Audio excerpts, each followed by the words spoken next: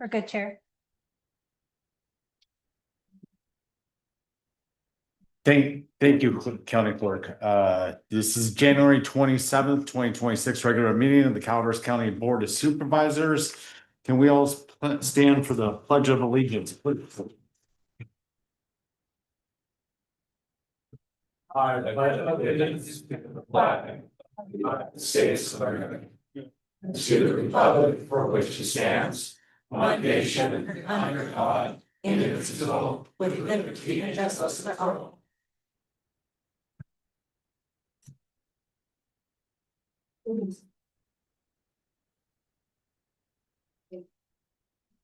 Staff announcements.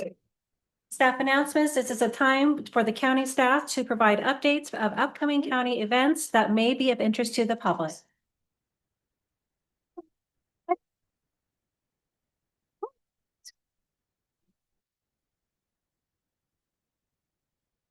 Good morning, Chair, Supervisors. Well, Elvis is out of the house. You remember Elvis from a few weeks ago? Elvis got adopted. As a matter of fact, I saw him walking this morning with his new human. And I went, Elvis! But today we have Wiggles. Wiggles is a sweet girl. She already picked out her human in the back. She's a spayed pit bull border collie mix, and she's about 1 year and a few months old, about 40 pounds. She absolutely loves people and all other dogs and is eager to greet one and get to know them. Though she's not very big, she does get a little kind of rowdy and she wants to jump on laps and she's a little jumpy. So probably a home without small children would be best. She's also very quiet. She doesn't bark a lot. Shauna, have we heard her bark maybe once or twice, right? So she's a very quiet dog. Another plus is that she's highly obviously motivated by traits. And we guess that she'll be trained beautifully to suit her new family and her new humans. So with that, any animal that's up for adoption for more than 15 days at our animal shelter, the adoption fee is 50% off. So that's a good plug. When we are overpopulated, which is all the time, I think maybe over the past year, once or twice we were under population. We are limited to 21 dog kennels and 34 cat kennels. When either of those gets 80% full or above, the total adoption fee will be 50% off. Also, we have the 55 and 5 program. And so any adopter over 55 years old can adopt any pet over 5 years old and will only pay an adoption fee of $5. It's a good deal, right? For some furry loving. So on February 7th, just around the corner, celebrating Valentine's Day, our Calaveras Animal Services will be presenting our 2nd annual speed dating event here at the Government Center. Last year, it was a huge success. The event will take place from 10 to 2, and all adoptions will be sponsored by Focus. Thank you, Focus. Come and meet our 4-legged bachelors and bachelorettes and spend some time with our pups, volunteers, and staff. There will be food and fun there as well. Also, we will be announcing Love Your Pet contest winners. And those winners will be taking a photo and a video to be aired on Calaveras Community TV and published in the Pine Tree. So it's a big event. You'll see these flyers throughout our community. Come and see us and take home a little furry loved one. That's all I have. Do you have any questions? Thank you. Thank you. We have the cow situation under control. Further staff announcements. Micah. Good Tuesday.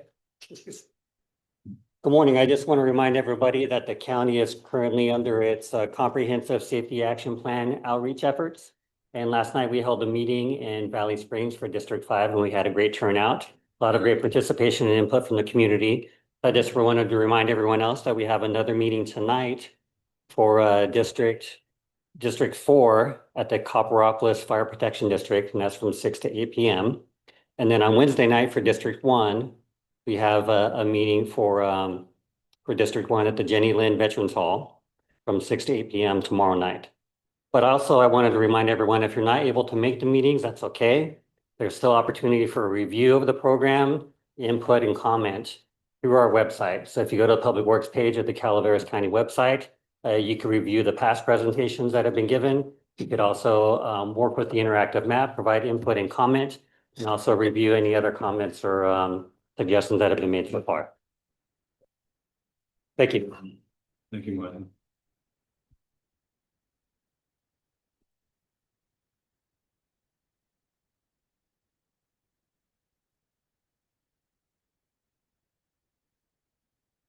For further self announcements.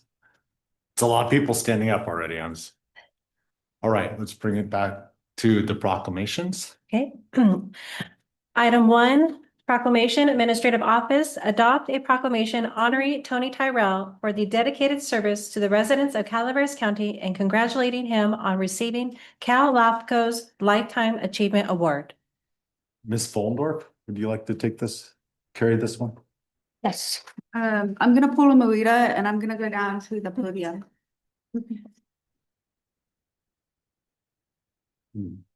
Carry it You want away, somebody? Callaway. Sure.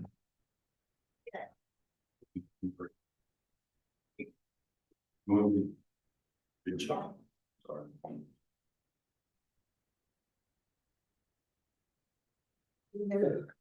You're good there if you want to. Just don't cover the mic. One else? No, you can be, you wanna stay seated? You can stay seated if you want, but. Hold on to me now. You got that? Need a walker. Yeah, I'll come right over here. Okay, spin it around. This way? Okay, now I'll sit down, okay? Yeah, sounds like a plan. Okay, Perfect. thank you, Yeah, thank you for being here today. thank you. Hey. Ready when you are. So this is a proclamation recognizing Commissioner Tony Tyrrell for receiving the CALAFCO Outstanding Commissioner Achievement Award. Whereas the California Association of Local Agency Formation Commissions, CALAFCO, annually presents the Outstanding Commissioner Achievement Award to a commissioner who has independent judgment, innovation solution to local issues, and leadership within the commission and community. And for those of you that know Tony, he has been a paramount of our community for a long time, many decades. He's a legend. Whereas nominees for this prestigious award must serve as a commission in the LAFCO Agency Formation Commission, LAFCO, in good standing with CALAFCO, and must serve for the entire calendar year of nomination, and must demonstrate a history of effective results and outcomes. Commissioner Tony Tyrrell has consistently exercised independent judgment for the greater good of his county, ensuring that the decisions reflect fairness, integrity, and long-term interest of the community. Whereas Commissioner Tyrrell has demonstrated exceptional leadership through collaborative, innovative, and creative approaches to addressing local issues, fostering solutions that strengthen intergovernmental cooperation and enhance the service delivery to residents. And whereas Commissioner Tyrrell's record of proven effective results and outcomes reflect his dedication to advancing the mission of LAFCO, promoting orderly growth and protecting the interests of both urban and rural communities. And whereas through his service, Commissioner Tyrrell has earned the respect of his colleagues, community leaders, and residents, and has brought distinctions to his commission by embodying the highest standard of public service. And whereas in recognition of these achievements, Commissioner Tony Tyrrell has been honored with the CALAFCO Outstanding Commissioner Achievement Award at the CALAFCO Annual Conference this past year. And how long have you been on the LAFCO? Oh, gee, I have to think of my age, but I think 3 terms or 4 terms, I'm not sure. Oh, what is that? I don't, It's even more like. John about 30 knows, years. John came on when I was on, Yeah, he was on there when I first got Yeah. on in 20. probably 30, 35 years. Yeah, that's a long time. Yeah, Was it all in a row? yes, Oh, yeah, fantastic. yeah, on the Veterans Board 46 years in a row as president. Good job, Tony. Thank you. Yeah. Thank you so much, all of you. Also served on the school board. Yeah. And you spent a lifetime on a lot of special districts. Yes, I was on the school board 17 years and raised $37 million to get it back to #1 school as far as I'm concerned. Get the ball field. And the senior citizen center over here, yes, I sponsored that with the help of Don Garamendi and Norm Waters and put that together. And then I had a fundraiser for children and all purpose. And probably in the last 25, 30 years, raised probably 40 or $50 million, one of the organizations. But I want people to know, I didn't do it alone.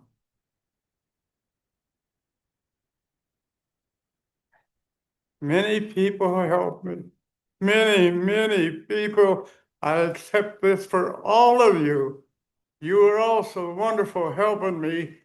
And particularly this lovely lady, my wife here. She beat the hell out of me, but she was #1. Thank God. My daughter's here.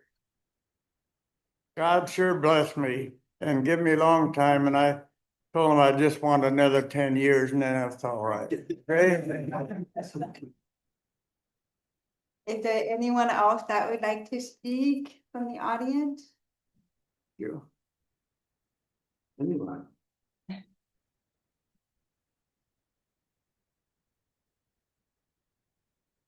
What was that? That's right. It's your best friend. Oh, Caroline Sherrado, Angels Camp City Council and Angels Camp Veterans Memorial District. And on behalf of both, thank you for all of your years of service and dedication. And it's been a pleasure working alongside you for the last, gosh, how long have we been working alongside each other? 6, 7, 8 years, something. It's hard to keep track.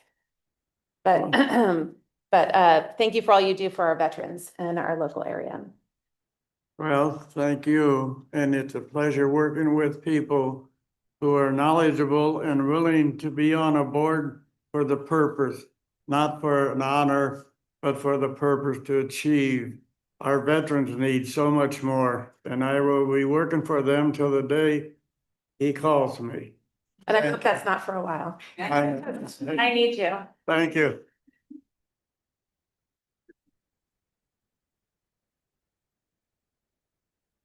Okay. Then I will back to work. Is there a motion to approve it? Is there a second? I'll second this item. David? Aye.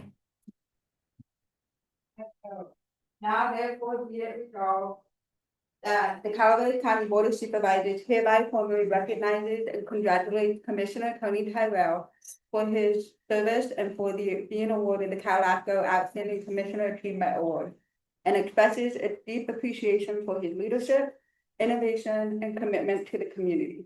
Passed and adopted this day, the 27th of January, 2026, by the Calaveras Board of Supervisors.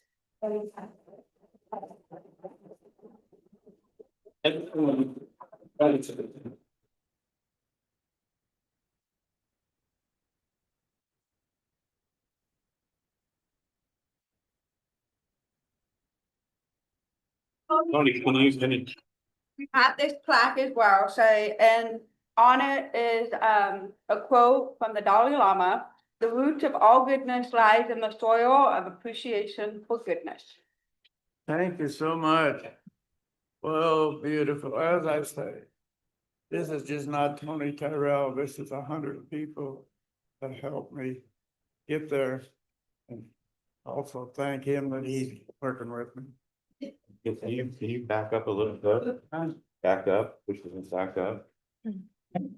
Yeah, and then we want to get in them here. Right up. Go ahead. Come on. Right up here. Oh, good.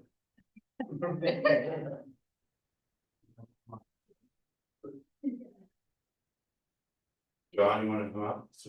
Thank you. Thank you. We have other laptop people over here. Or? Yes. Carol? Yeah. There you go. Thank you.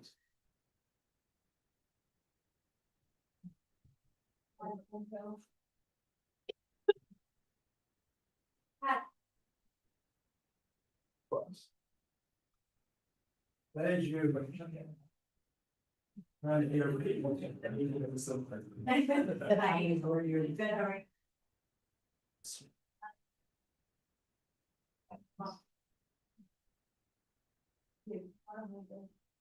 Will be too wide? No, my phone goes really well. I have a good phone.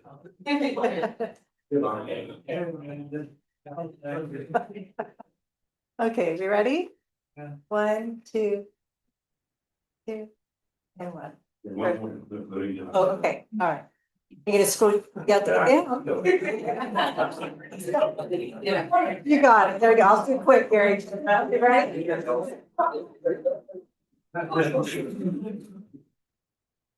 Okay, we're good. Thank you.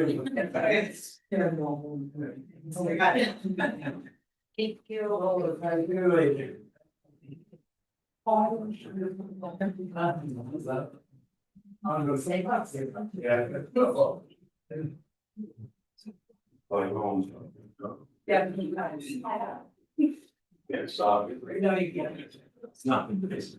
Already done, right? Yeah, the door's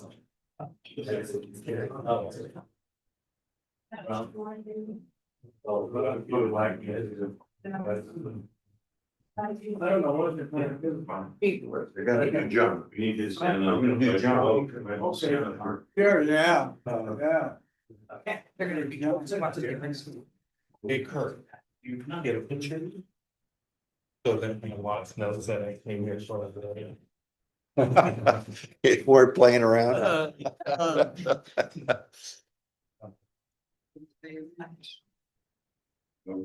Yeah, get in there, get in there. What's wrong with you? There you go. It's a good one. I'm gonna take some more. If you want. Okay.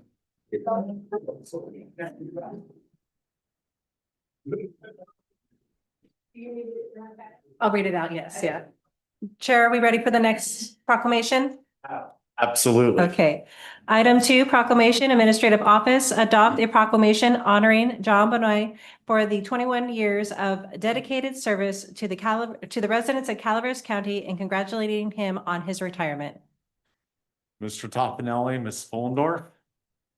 Thank you, Mr. Chair. Good morning. Haven't seen you in a long time. That's right. Whereas John Benoit has faithfully served as the Executive Director of the Calaveras County Local Agency Formation Commission, or LAFCO, for 21 years, providing dedicated leadership and guidance in the fulfillment of LAFCO's statutory responsibilities. And whereas under his stewardship, LAFCO has successfully regulated boundary changes, ensuring the orderly expansion of Angels Camp and multiple special districts in a manner that promotes an efficiency and accountability. And whereas John Benoit has overseen critical studies and planning efforts, including municipal service reviews to evaluate the existing services and the preparation of sphere of influence, which designate the future service areas of local agencies, thereby strengthening the long-term planning and governance. Amen. Whereas he is championing the principle of orderly development, ensuring that local government growth is both efficient and economically, while safeguarding the public interest and promoting sound service delivery.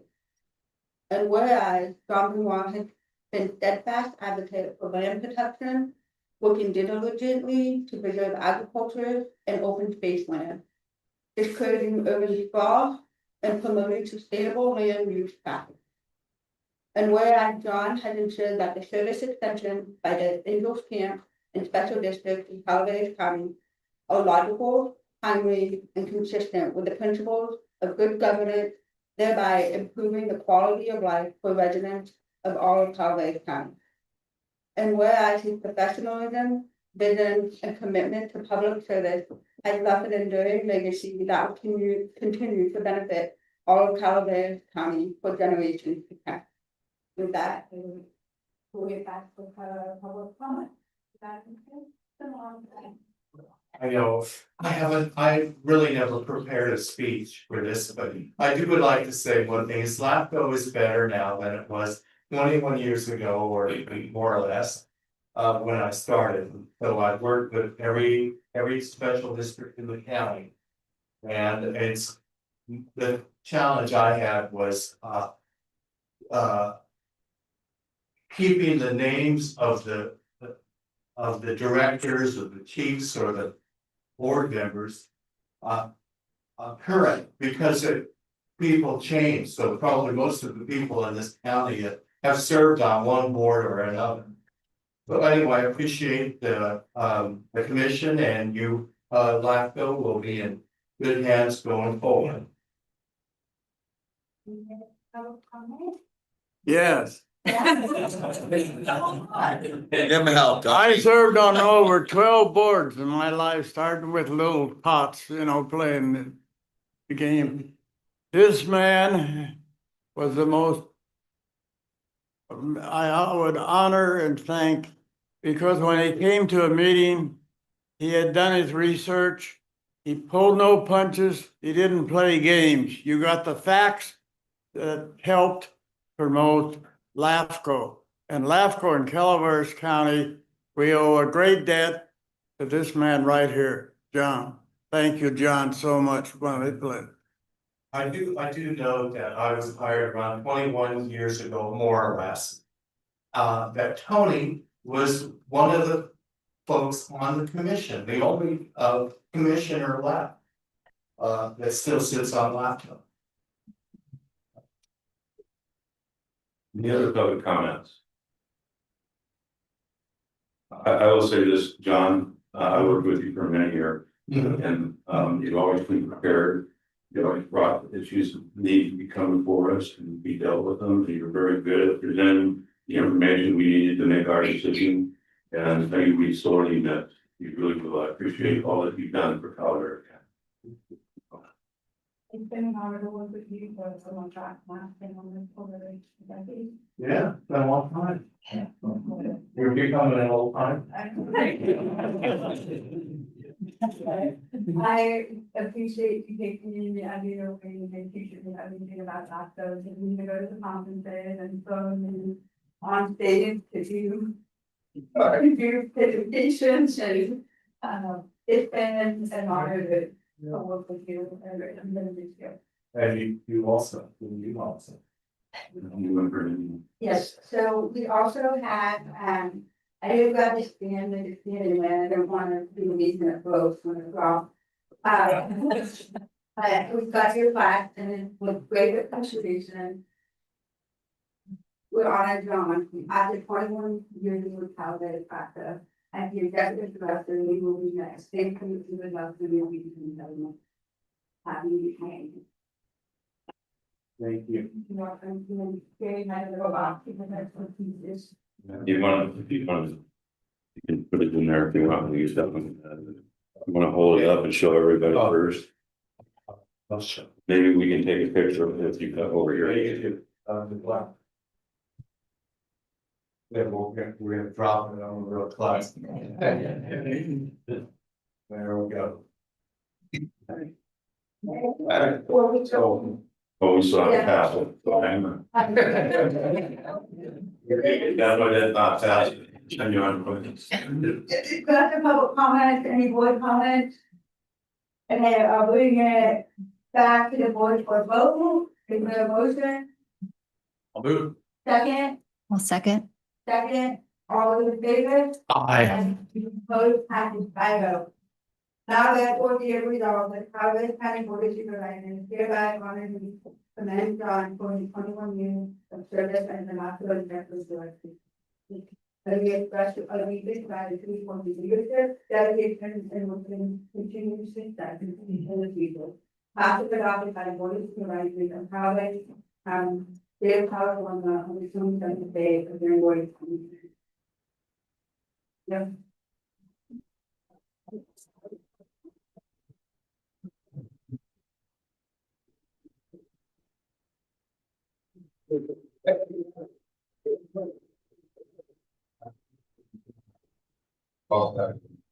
Got to come right. That's what members of the. Oh, yeah. There we go. There you go.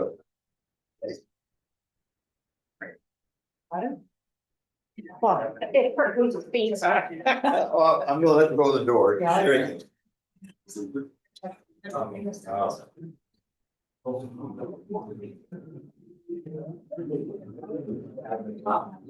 Here's Ryan, we like.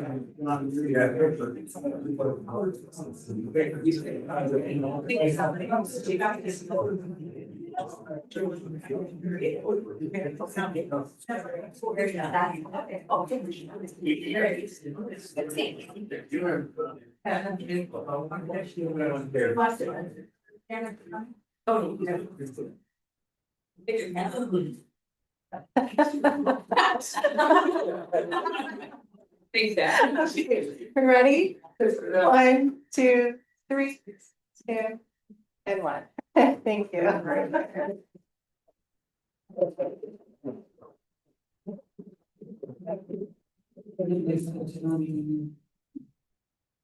If she isn't, I'll get on her. Should have worn my name badge. Yeah. Yeah. All right, okay. When you go.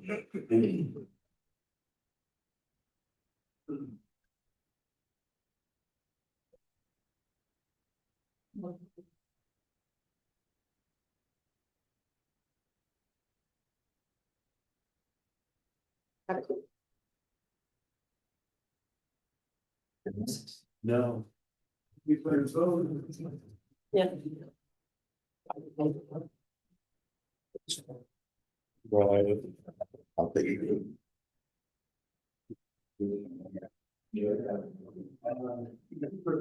Thank you very much for making money. Then I'll speak to those again, or I'll send you Amanda, so she can split us something. If you're okay with it. I'll send you pictures. Oh, that's So we're all told to Marita. Chair, would you like me to read the next item? Okay. Item 3, proclamation, administrative office, adopt a proclamation honoring Fire Chief Rich Dickinson for emergency services during the December winter storm events. Chief Dickinson, can we get you up here, please? Oh.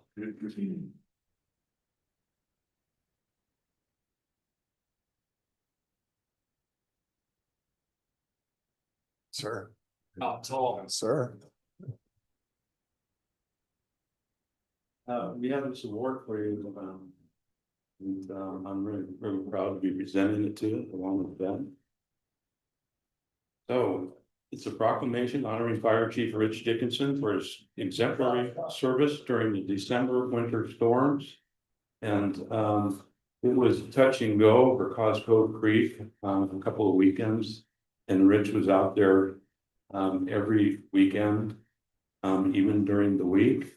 A couple of times, because I was in conversation with him, because I was out there, and a couple of times his wife was in the car with him. That's so she. It was the weekend and you needed time together, so you had a good time. So we are honoring you for that service. It was not a fire, it was a flood issue, but he was there. You can always count on Rich as long as I've known him, the position he's been in. He'll do whatever it takes. You've been through how many floods for how many years? A lot. And let's just say. I don't like You're Cosgrove getting- Creek. It's not. I like the idea, but the situation that it causes in certain times, like. Whereas the Calaveras Consolidated Fire District is committed to protecting life, property, and the environment through prevention, education, preparedness, and emergency response as affirmed in the mission statement. Whereas the district's vision calls for leadership in fire and life safety services through innovation, service, and excellence, setting a standard for public agencies throughout the region. Whereas the December winter storm events brought significant and sustained rainfall to the Valley Springs region, resulting in rising water levels and dangerous considered conditions along Cosgrove Creek, placing residents and property at heightened risks. Whereas Fire Chief Rich Dickinson demonstrated exceptional leadership, professionalism, and dedication by personally overseeing the monitoring of Cosgrove Creek, coordinating resources, and ensuring timely communication with partner agencies and the public. Whereas Chief Dickinson's actions directly upheld the district's core values of integrity, respect, service, innovation, and excellence, modeling the highest standards of public service during a time of uncertainty and potential danger. And whereas the residents of the Cosgrove Creek area and the broader community benefited directly from Chief Dickinson's vigilance, calm decision-making, and steadfast commitment to safeguarding lives and property. Care to say anything, Rich? I could talk a lot, but I'll try to keep it short. Not I, it's we, our board of directors, board of supervisors, we, our board of directors, we, the firefighters, we, law enforcement. There were so many moving parts that day. And those that don't remember, back in 2023, we flooded, I'm gonna say just under 50 structures, commercial, residential. It was horrible. We weren't prepared. This one here was tough. We talked a lot on the phone because it was Christmas Eve, Christmas Day. Yeah. What the hell do? I gotta pull the trigger. Sheriff, OES, supervisors, we're gonna put people out of their homes on Christmas Day. Do we know it's gonna flood? What we did do is we got the care centers that had the people that couldn't get out of it bad. We got them out. And then I'm gonna be honest, my poor lovely wife, I didn't sleep all night. I don't think you guys slept all night. That trigger, when do we evacuate? The firefighters in the back, up all night, helping me, making sure that it didn't get to that level. Cal Fire, Nick, the work that they've done on that creek, they're still doing it today. If you drive by, you're gonna see the smoke. Don't worry about the smoke. They're burning that stuff out of there so that creek flows. The atmospheric storm, when I went to bed that night, it wasn't if it was gonna flood, it was just gonna win that night. When it was gonna happen, we knew it was gonna probably happen the next day. I think Santa talked to God because it was supposed to be all night rain before whatever reason, Santa was able to convince God to stretch right in the middle, Valley Springs. It didn't happen. It happened to the east, it happened to the west. But we woke up in the morning and we were lucky. What I enjoyed more than anything, I took my lovely wife with me. We went around and talked to all the people that got flooded before. The stories, what happened to these people? Some lost their home. You know, they'll tell the stories of each other. They know the trigger when it was going to flood. But some lost their homes. Some aren't there anymore. Some have double mortgages, right, babe? Right. So, but after Midland, Texas, can't take that chance. We got to be proactive. So, our job, law enforcement, fire, board of supervisors, directors, it's all about relationships.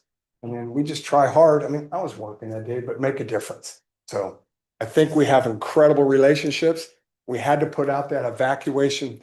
Was it a warning? Warning. Right. Warning. KCR3 News, all of them were all over it. And, you know, it was unfortunate, but in the long run, the creek didn't.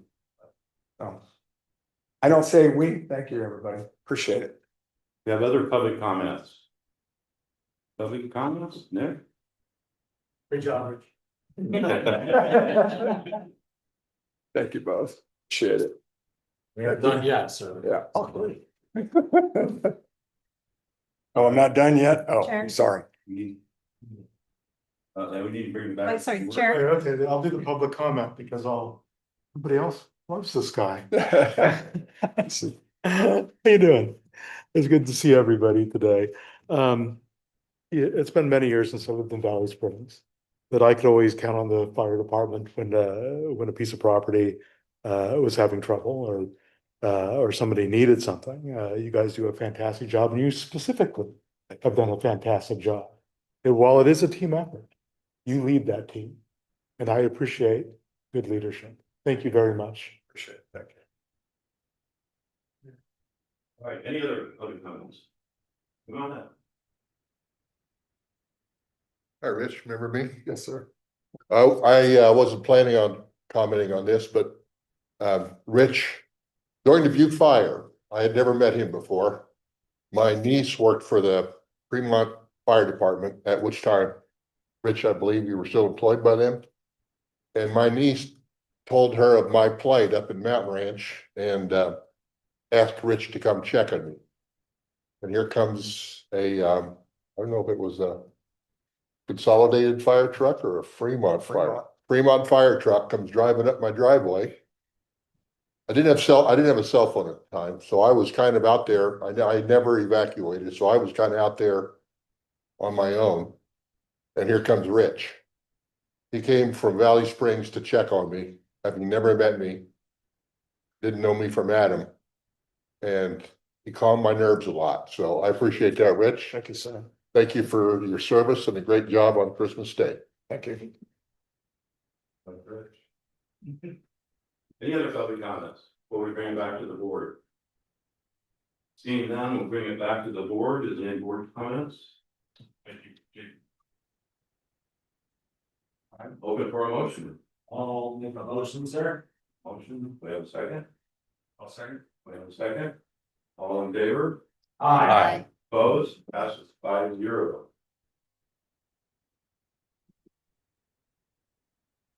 Now therefore be it proclaimed that the Calaveras County Board of Supervisors hereby recognizes and honors Fire Chief Rich Dickinson for his outstanding service, exemplary leadership, and unwavering dedication during the December winter storm events. Be it further proclaimed that Chief Dickinson's actions stand as a model of the mission-driven, community-focused service envisioned by the Calaveras Consolidated Fire District, and his contributions are deeply appreciated by the residents of Calaveras County. In witness hereof, this proclamation is issued with gratitude and respect for Chief Dickinson's continuing service in the community.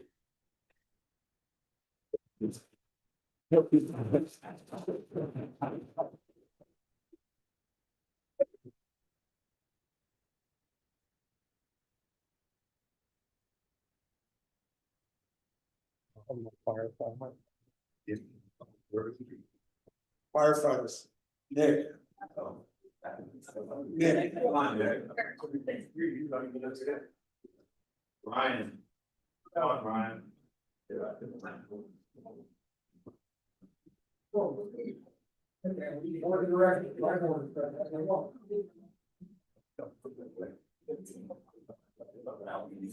Everybody. Oh, okay.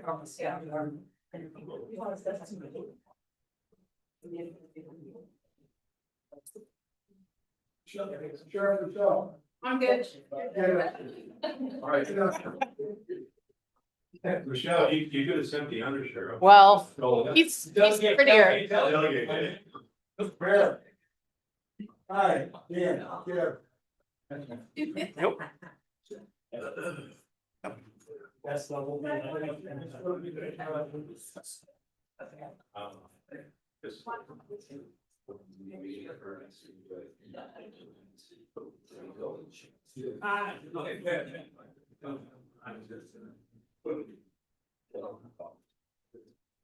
I got it ready. We ready?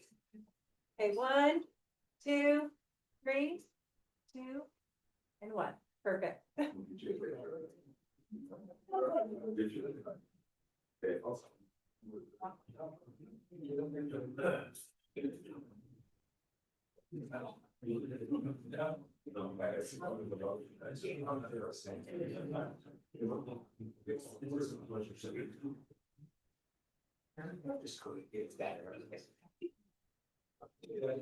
No, after you, no, after you.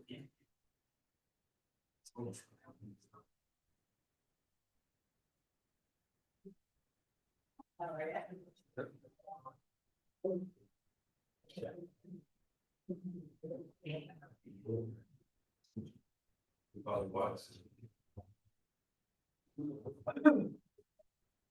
Hi. You want to get out this way?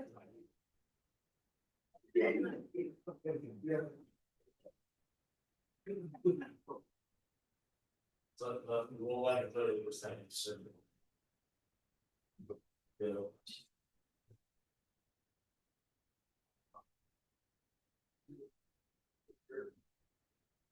Now ready? Ms. Stacy, Okay. public comment, please. Any item of interest to the public that is within the subject matter jurisdiction of the board and is not posted on the consent or regular agendas may be addressed during the public comment period. California law prohibits the board from taking action on any matter which is not posted on the agenda unless it is determined to be an emergency by the Board of Supervisors. If public comment is completed before the 30-minute allotted time period, the board may immediately move to the next order of business. If public comment is not completed during the allotted time period, it will be continued as the last item of business in order to provide an opportunity for the remainder of comments to be heard.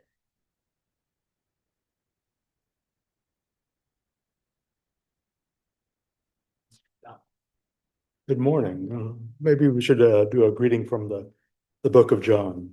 May you prosper in everything and in health and as well as soul. And the reason those words are important is we have to take a holistic view of life. You can't be healthy whether you're a governing body or an individual unless it's complete. And today it was a very special day because while I was looking on the agenda, I saw that Wendy Alt had 2 items, and I'm going to talk to you about Wendy Alt. She's been a fantastic asset to this county. Last year would have been a difficult year for me, but I was strong in many aspects of my life and was able to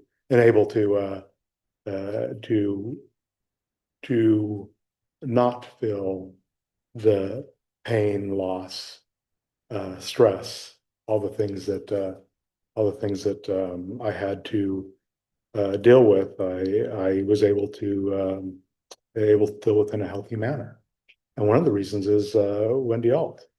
When I reached out to her and said, "Hey, listen, I have this and this that needs to be done," she was a resource. She came forward and provided that information.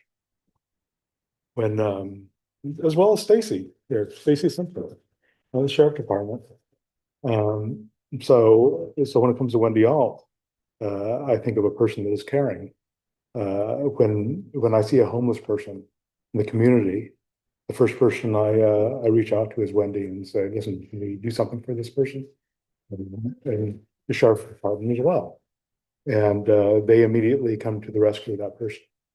When I have something that I want to implement, I send it out to Wendy Alt. I'm very lucky. And you may think that that I've turned to the Lord. The Lord's always been with me. You may think that I've become a ruler because I oftentimes quote the Bible. Believe me, the only times I pray is when the craps table or when they're dealing blackjack. But one thing I pray for is everybody's good health and complete lives. So 13 seconds to go. Anything else you guys want to cover? No? Yeah? Chair? Anything you want to say? Stone faced. Thank you.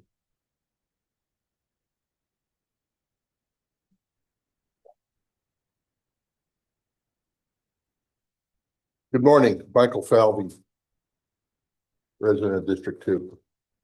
Calaveras County, I believe, still issues concealed carry permits. They have been issued to law-abiding residents for a long period of time in this county. I have family members that have one.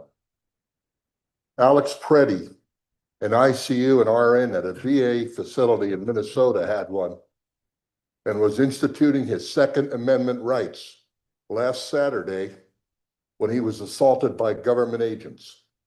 He was not displaying his legally carried pistol, no matter what Fox News tells you. I will now read a couple of sentences from a large metropolitan Northern California newspaper.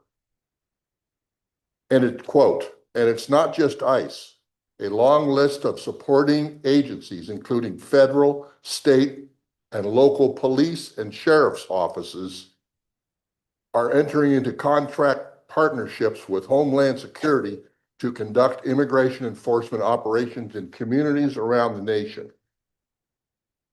I will now, excuse me. This is why I'm here. Is Alex Preddy's murder considered part of ICE's duty? I mailed this letter to an email form to all 5 supervisors yesterday. I will now read it. I didn't get any response from anybody. I will now read it in public comment. Subject, ICE when it comes to Calaveras County. Message, supervisor. I am a 50-year resident of District 2. I am a military veteran. I am a law-abiding, tax-paying citizen of this county. In a nutshell, I am very concerned about recent murdering of U.S. citizens by agents of the United States of America. That would be ICE agents. I am very concerned that it is just a matter of time before ICE agents show up in our county. That is, untrained, armed, masked, unidentified members of a government agency intent on disrupting everyday life here in our county. And I am concerned that our small sheriff's department would be able to do anything to prevent what recently happened in Minneapolis from happening here. That would be the undeniable murder of 2 United States citizens by said untrained, highly weaponized, biased government agents. I asked Calaveras County Board of Supervisors to place on the official agenda for an upcoming Board of Supervisors meeting an agenda item that focused on Calaveras County government agencies, specifically the Sheriff's Department, response when ICE schedules it's just a matter of time, deployment of U.S. government forces to our county. I feel that if our government, specifically you, the county's Board of Supervisors, ignores the above scenario, we will be caught with our proverbial pants down. And with this county's propensity to concealed carry permits, it would be just a matter of time before someone of our local citizenry would be held down by 4 or 5 government goons, be found to be carrying a concealed weapon, most likely a legally permitted one, and subsequently murdered in cold blood in plain view of everyone. Mr. Falvey, thank you. We appreciate it. It's been I gave you a few more seconds there, but it's a 3 minute. You just interrupted me. Sir, You've been past your 3 minutes, Mr. Falvey. Okay, for the sake Thank of you. Calaveras County, get ahead of the game Thank you. before ICE comes here and wreaks havoc. Miss Andall, if you're ever in front of treats and you're assaulted by ICE, I will try to protect you. Like Alex Preddy protected that lady who was being assaulted. I hope I don't get murdered.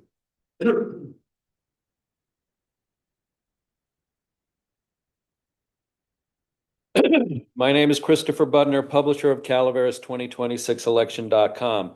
Last Tuesday, January 20th, 2026, I sent an email to the Calaveras County District 5 Supervisor and 2026 Board of Supervisors Chair Ben Stopper, requesting his response to 2 questions. As anticipated, there was no response from Supervisor Stopper. I explicitly stated that absent his prompt reply to my inquiry, he may anticipate me publicly asking for his responses at this Board of Supervisors meeting today and also at the Calaveras County Water District Board of Directors meeting tomorrow at their January 28, 2026 meeting. In my email to Supervisor Stopper, consisting of 2 questions in which I copied Calaveras County Executive Officer Teresa Hitchcock, Calaveras County Counsel Sarah Edwards, Calaveras County Human and Resources and Risk Management Director Judy Hawkins, and Calaveras County Water District General Manager Michael Minkler, I asked, what is your current employment status with the Calaveras County Water District, and are you currently residing in District 2 outside of your supervisory District 5? Credible sources advise me that Supervisor Stopper's employment with the Calaveras County Water District has been terminated for cause and that he is currently residing in a supervisory district other than his own District 5. I'll add a 3rd and 4th question now. Did Supervisor Stopper inform the other 4 district supervisors, CEO Hitchcock and County Counsel Edwards, of his allegedly recently changed, deteriorating life circumstances? Does Supervisor Stopper truly believe that he is now able to perform the duties of a district supervisor, let alone serve as the 2026 Board of Supervisors chair? These are critical questions, and your constituents demand and deserve answers. They are critical to the economic well-being of Calaveras County, the public safety of its citizens, and must now be addressed with honesty and forthrightness by Supervisor Stopper. I informed Supervisor Stopper in my email that he may also anticipate me publicly requesting his resignation as 2026 Board of Supervisors chair and for him to surrender the gavel to Vice Chair Follendorf for her to assume the remainder of his term as 2026 chair of the Board of Supervisors. Supervisor Stopper, this is me now publicly requesting that you directly and factually answer these questions this morning and for you to surrender the gavel to Vice Chair Follendorf. A closing note now for Carissa Davidson, owner, editor, publisher of the Calaveras Enterprise.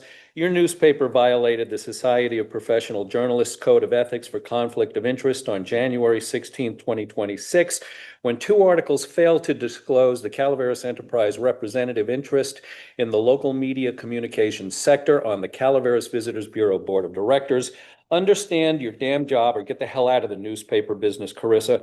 My name's Christopher Butner, publisher of Calaveras2026election.com, a government watchdog and accountability blog.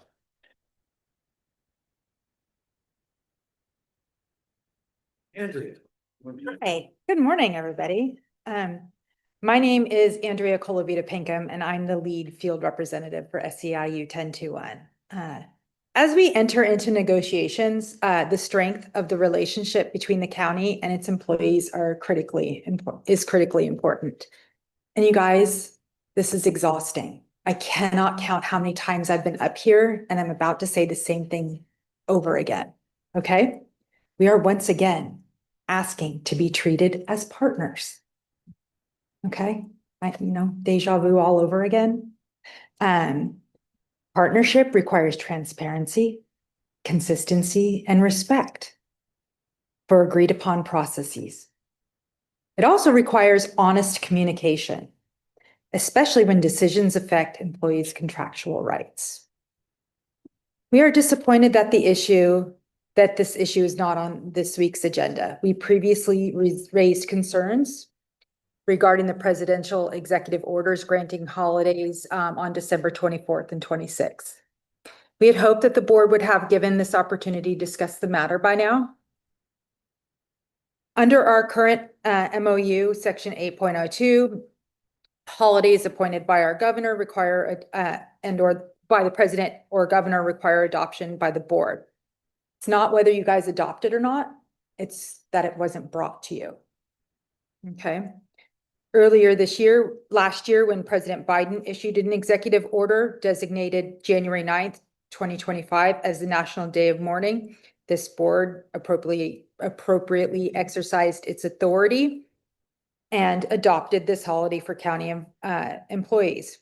The executive order regarding December 24th and 26th mirrors that language exactly, yet the board was not given the opportunity to consider it. Instead, we were told that no action was possible due to the nature of the executive order. From our perspective, this felt less like a good faith explanation and more like being dismissed or misled about a process that the contract clearly assigns to the board. We respectfully ask that this matter be agendized so the board can openly discuss it, exercise its authority, and provide clarity moving forward. Employees deserve more than after-the-fact explanations for decisions that the board never had a chance to consider. We look forward to a discussion where the board is allowed to decide rather than being told the decision's already been made. And I hope I don't have to come back here again and say the same thing again. Thanks very much, you guys. Thank you, Andrea.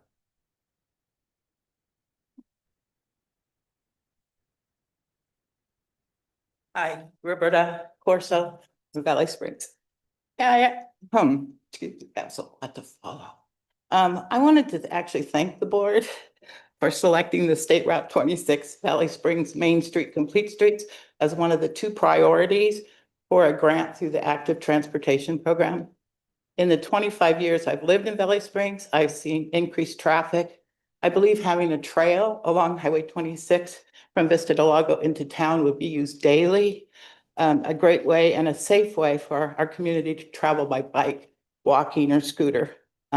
Many times I see people walking down the perimeter or the very small shoulder of Highway 26, and it's just scary. It's dangerous for the pedestrians and the drivers driving their cars. So I read the deadline to submit applications for this grant is June, which will come up very quickly. So I want to encourage the Calaveras Board of Supervisors and COG to meet the deadline on this project. Thank you again for making this a priority for Valley Springs. It's much appreciated. Well, thank you for that.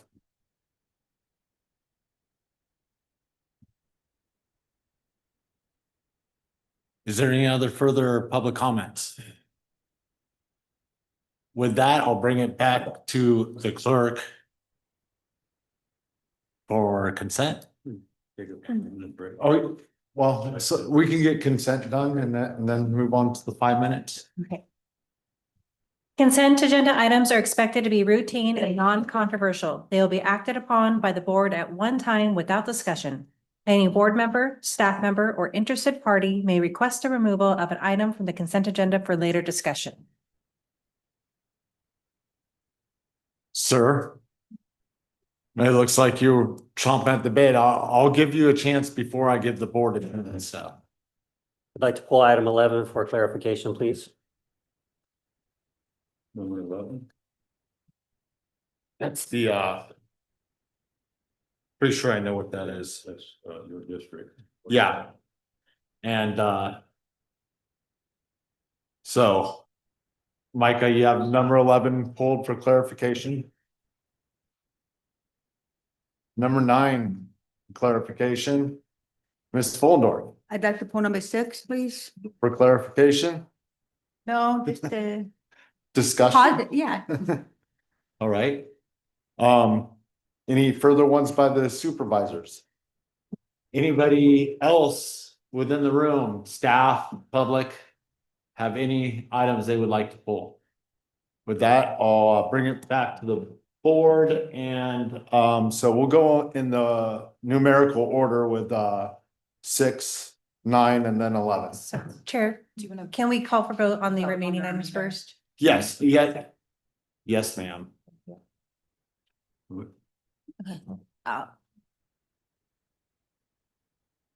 Am I voting? Well, I thought- Or we vote? We just need a motion on the I'll move that balance. we, Okay, so, Yeah, a motion on the balance. okay, I'll move that we second. approve the ones that have not been pulled. We have a motion by Mr. Hubbard and a second by Ms. Fullendorf on the remaining items in consent. Thank you. All those in favor? Aye. Opposed? Passes 5-0, and we'll move on to the remaining. Number 6. Item 6, action item, administrative office, adopt the County of Calaveras 2026 through 2029 strategic plan. I pulled up mostly to just say thank you to staff. That was a long 2 days. And I just want to extend my gratitude, for, your time coming in front of the board and having discussions about what the next 5 years looks like. So that was all. So thank you to each of the department that met with the board. And I'll second that. Thank you, guys. It was a long 2 days and you guys are there and did a good presentation. Thank you. And staff also that came in and gave their presentation for their departments. Thank all of you. I would go ahead. I know the chair's not here, but I'd So, like to say something as well. I'd like to thank the board. It was a very long 2 days. There was a lot of information presented. Departments had really done a fantastic job of outlining what their priorities would be over the next 5 years. So we're really excited to move forward with implementing the plan and making sure that we can get the board priorities carried out.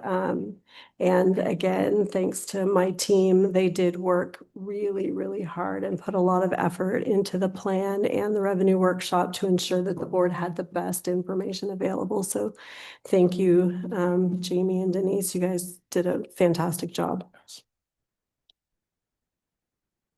I just want to say thank you, because again, I was really impressed at not only the amount of information we were able to get through, but the way that it was organized, and it was just done so well, and we really appreciate it. I will echo my colleagues, staff in the room and staff not in the room. Thank you for all your preparation and informative presentations. I will move this item. I'll second.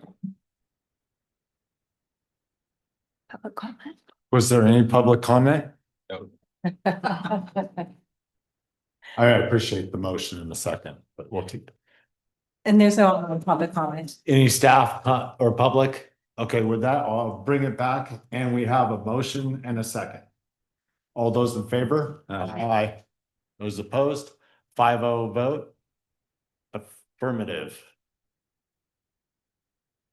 Number 9. Item 9, Agreement Public Works. 1, authorize the board chair to execute amendment A02 to agreement 12002302 with Consor North America, Inc. for construction management of the roadway safety signage audit project, increasing the maximum amount payable under the agreement by $203,800 for a total amount not to exceed $632,728.25, and 2, approve a budget transfer increasing budget appropriation for costs associated with the project requires a 4/5 vote. Hello, board. This is Michael Morton, your Public Works Director. This item is to bring back the RSSA project. This was a project that was initiated a few years ago, and we ran into some complications, especially with feedback from the public and some of the board supervisors with concerns regarding the quantity of signs and their location. So we put a pause on that project, kind of went back to the drawing board and kind of reevaluated how the resources should be deployed. We're much more thoughtful with the locations and which signs were to be applied. We got creative with the design engineer, took a much more conservative approach, and went with the required parameters as opposed to recommended parameters, and that significantly cut down on the number of signs. So now that we've got a better scope in place, we need to do this amendment so that we have the contract oversight that needs to be taking place during the installation of the signs that we didn't have before, which kind of led to some of the confusion and issues. So we've kind of got everything put back in place the way it needs to be. We feel much more organized and better prepared to resume the project. So that's why this item is before you today. I pulled this because thank you, Susan. Sorry. Whoa, Karen. I just didn't hear it from one of those usually. Yeah,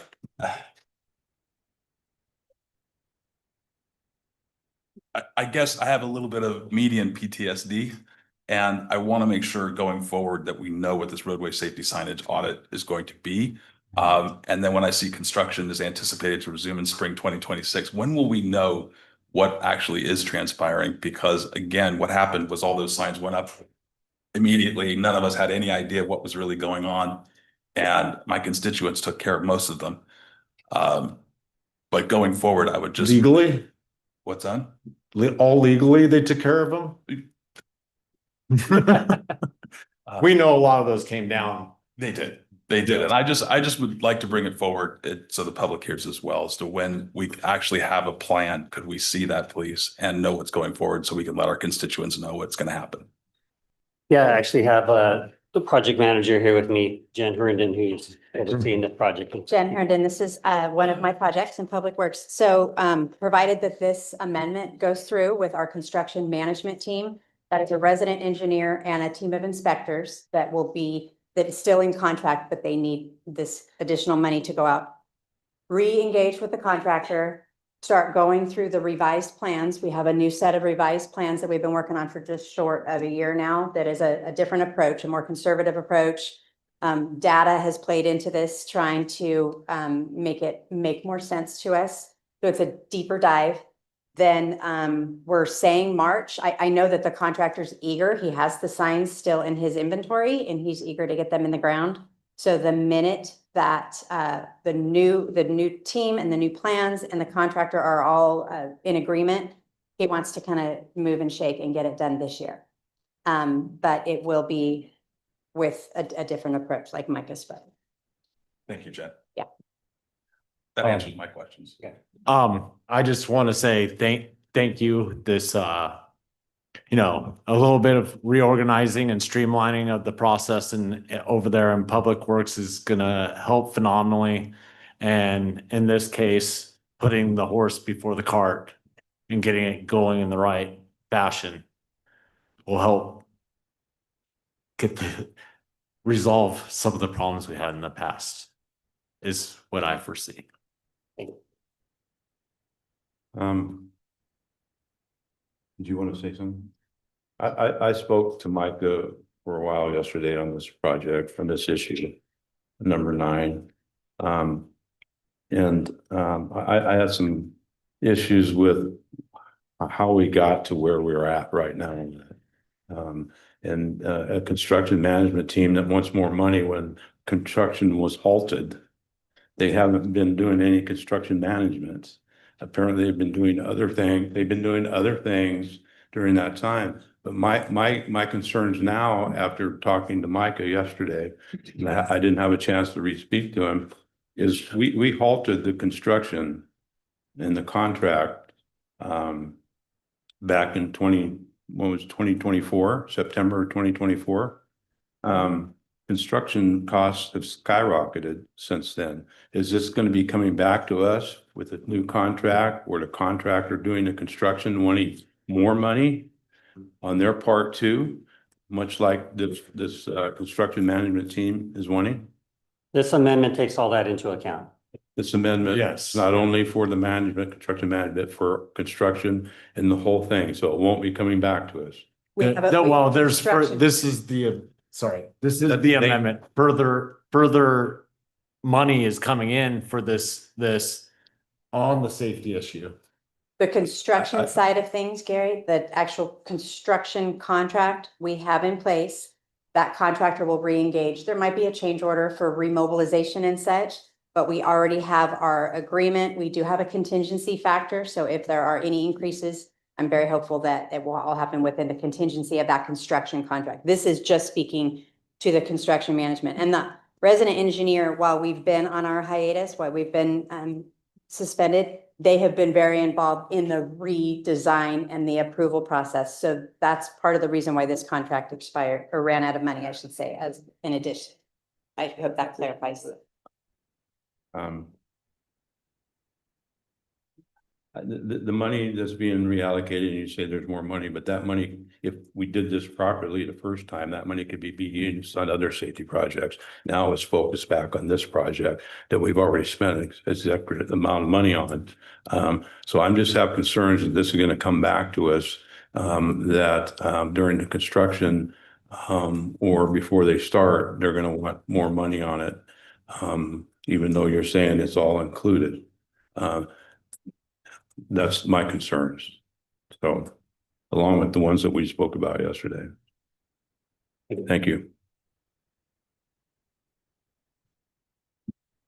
I just want to say I appreciate the conservative approach, as I'd like to see a little bit more of what that looks like specifically in certain areas of District 2 where signs may or may not have been removed by the public. In a lot of those places, less is more. So conservative sounds great. Yeah. I mean, less is more is a very good statement. Just drive around Hogan when they first put them up. I mean, 2 signs for every corner. I almost forgot about the corner looking at the signs. So, that about says it all. So thank you for putting the horse before the cart now. And hopefully this alleviates any more of this in the future. So Thank you, Micah. with that, if there's no public comment.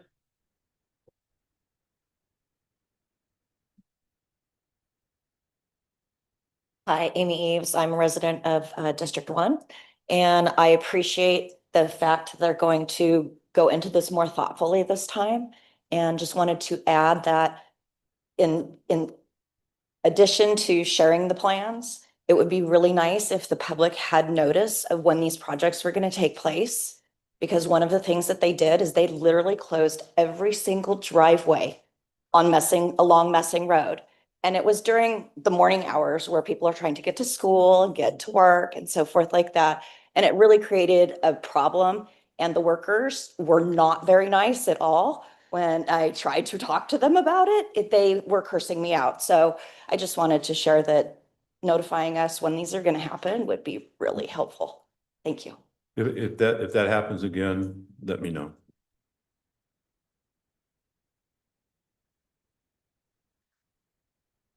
Bring it back to the board. Do we have a motion? I move.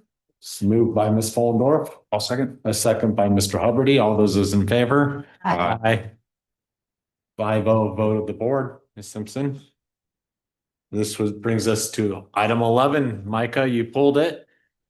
Item 11, action item, Public Works. 1, adopt the designs, plans, specification, estimates, PS&E for construction of the 2025-26 road resurfacing and paving program for District 5 roads and Permanent Road Division 1. 2, authorize the Director of Public Works or designate to incorporate any minor edits to the PS&E. 3, authorize the Department of Public Works to solicit formal construction bids. And 4, find exempt from CEQA. Thank you.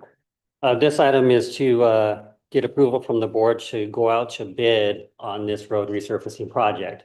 And the reason why we pulled this, we just want to be in full transparency. We make every effort to include as much of a scope as we can to incorporate all the limits of the paving that's intended. We are going to include some alternate options in case bids come back higher than we anticipate. So we have every effort of paving all of Baldwin, all of Hardwickson, but we can't predict what the bids are going to come back or the asphalt prices are going to be at the time. So I just want to make sure everyone's aware that there is a potential for cost to exceed what we budgeted for. But at that time, we may be coming back, informing the board of some changes to the scope or potentially requesting additional funding to cover the additional cost. That's really what we just wanted to give you guys a heads up on that may be some of the. Well, we have a contract with someone else on this. Yeah, so Hardwickson, that portion's already squared away. There's another portion of Hardwickson beyond that we'd like to extend just to be all inclusive of the entire project, so we don't leave any gaps in the paving. And then same with Baldwin. We've been working with the water district. They've been repairing all their leaking water services and old trenches out there. We'd like to pave the entire length of Baldwin just to get that all cleaned up and avoid having to disturb the public and those residents any further than necessary. So with the question, are we bearing the further expenses of the entire project if they do go up solely ourselves? Yeah, so for Baldwin, that's correct. That's all our paving project that we're funding the cost for.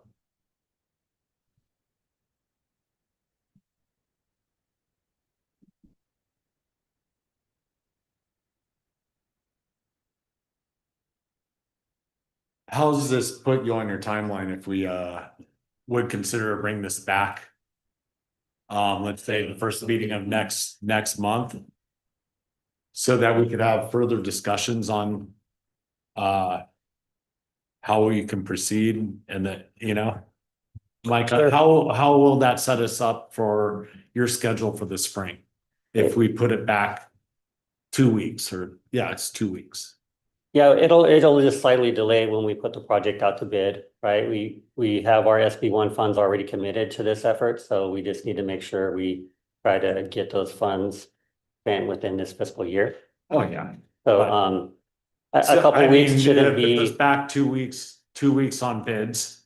Yeah. But does that set us back entirely? Cause I mean, knowing that we would be moving forward, potentially you could put in for the encroachment permits when it comes to Highway 26 and so on.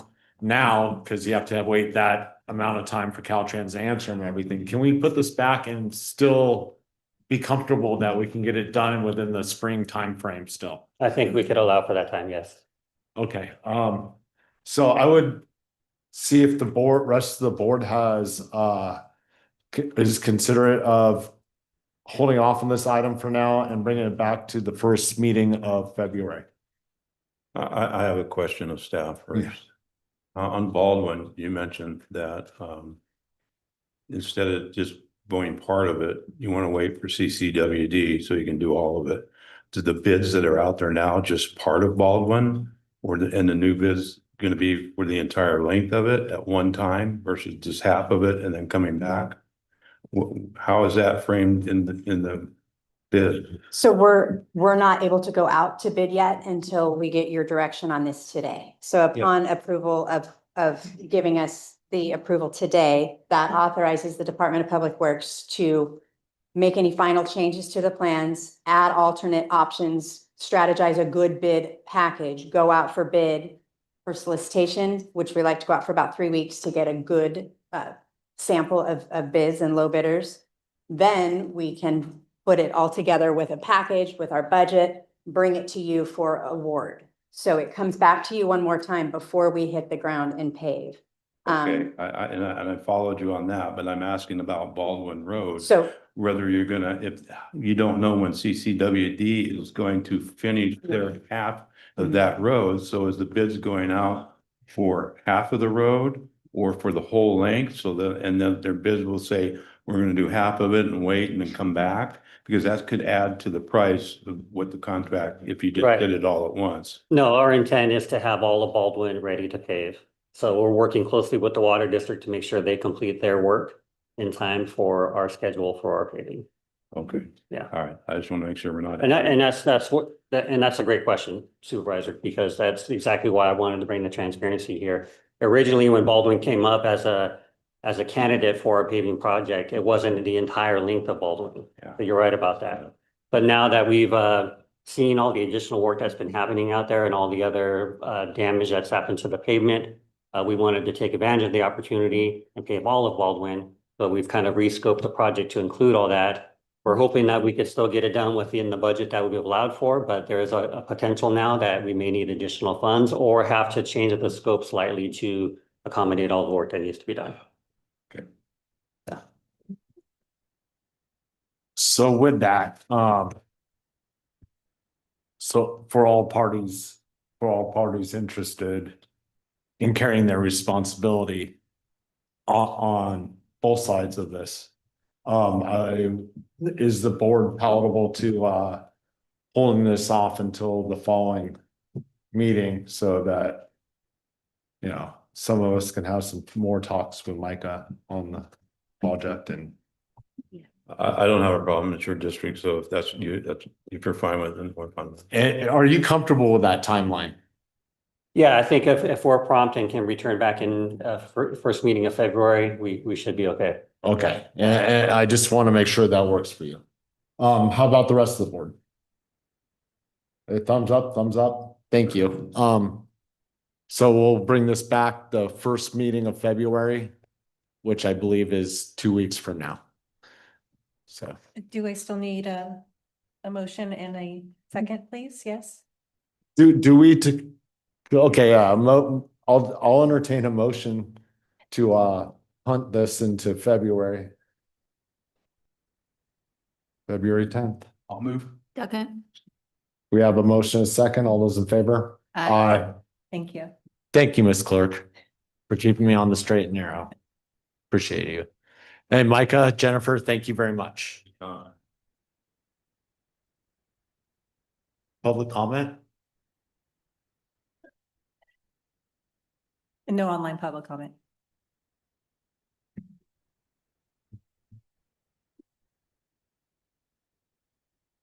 We'll take a 10-minute break.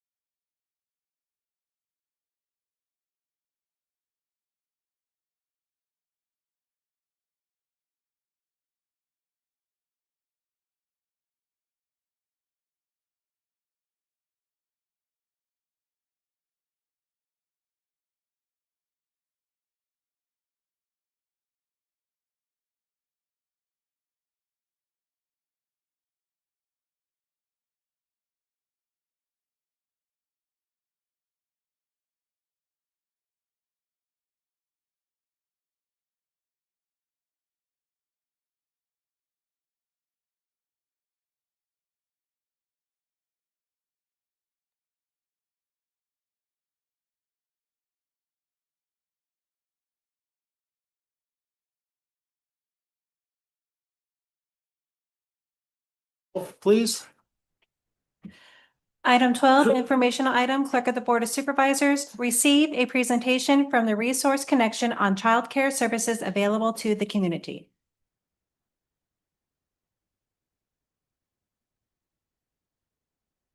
Oh, you have to come down here.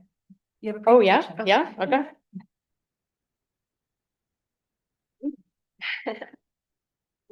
Good morning, ladies. Good morning. Here, you want to see? Yeah, go ahead.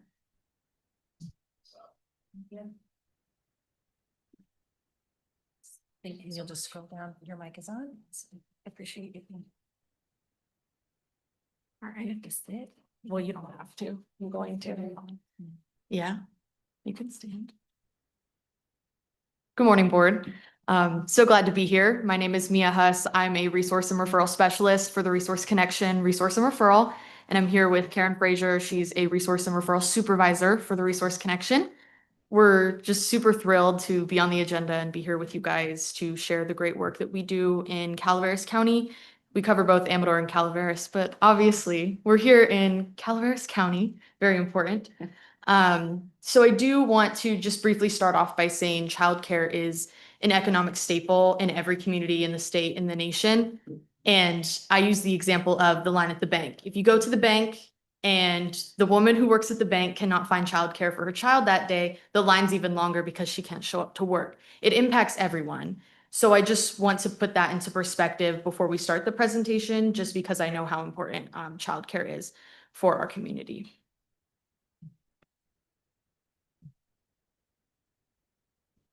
So this is a brief community impact snapshot of what we have done in the 23-24 fiscal year.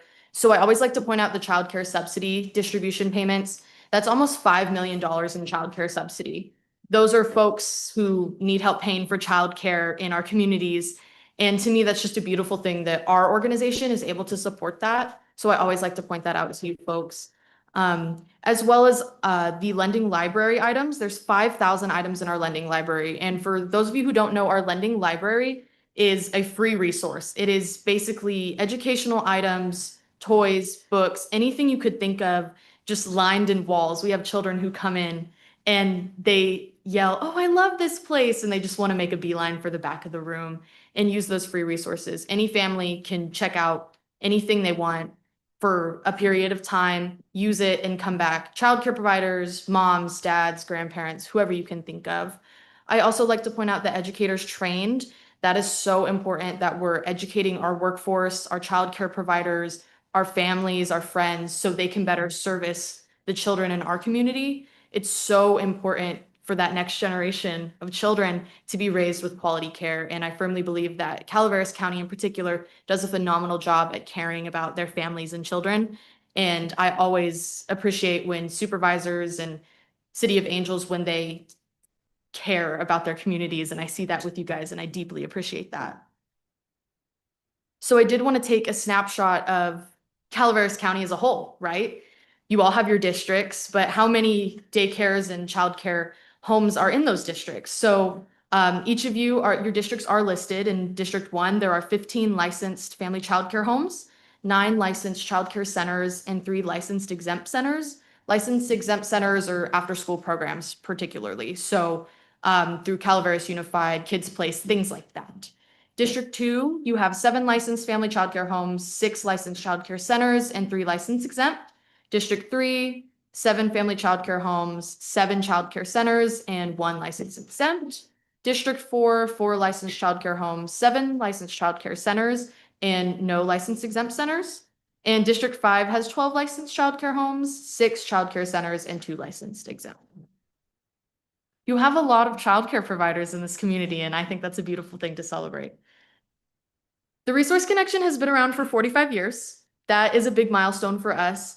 We are very thrilled to have been serving this community for 45 years. We, as I mentioned, support childcare providers, families, and children through various events and activities. We have an annual Celebrate Our Children Festival, or Children's Fair, as it is called in Calaveras County. This year, we're hosting it at Bret Harte High School. April 11th, mark your calendars, from 11 a.m. to 3 p.m. More information will be available on our website and our Facebook page. but it's going to be a great event. We love having families come out. It's completely free. We provide lunch. Nonprofits come and table, provide resources to the families and a child-friendly activity. And it's just a great way for our community to come together. Calaveras does an amazing job every year. We deeply appreciate the community for that. We also host provider nights at our office in McCollum Hill.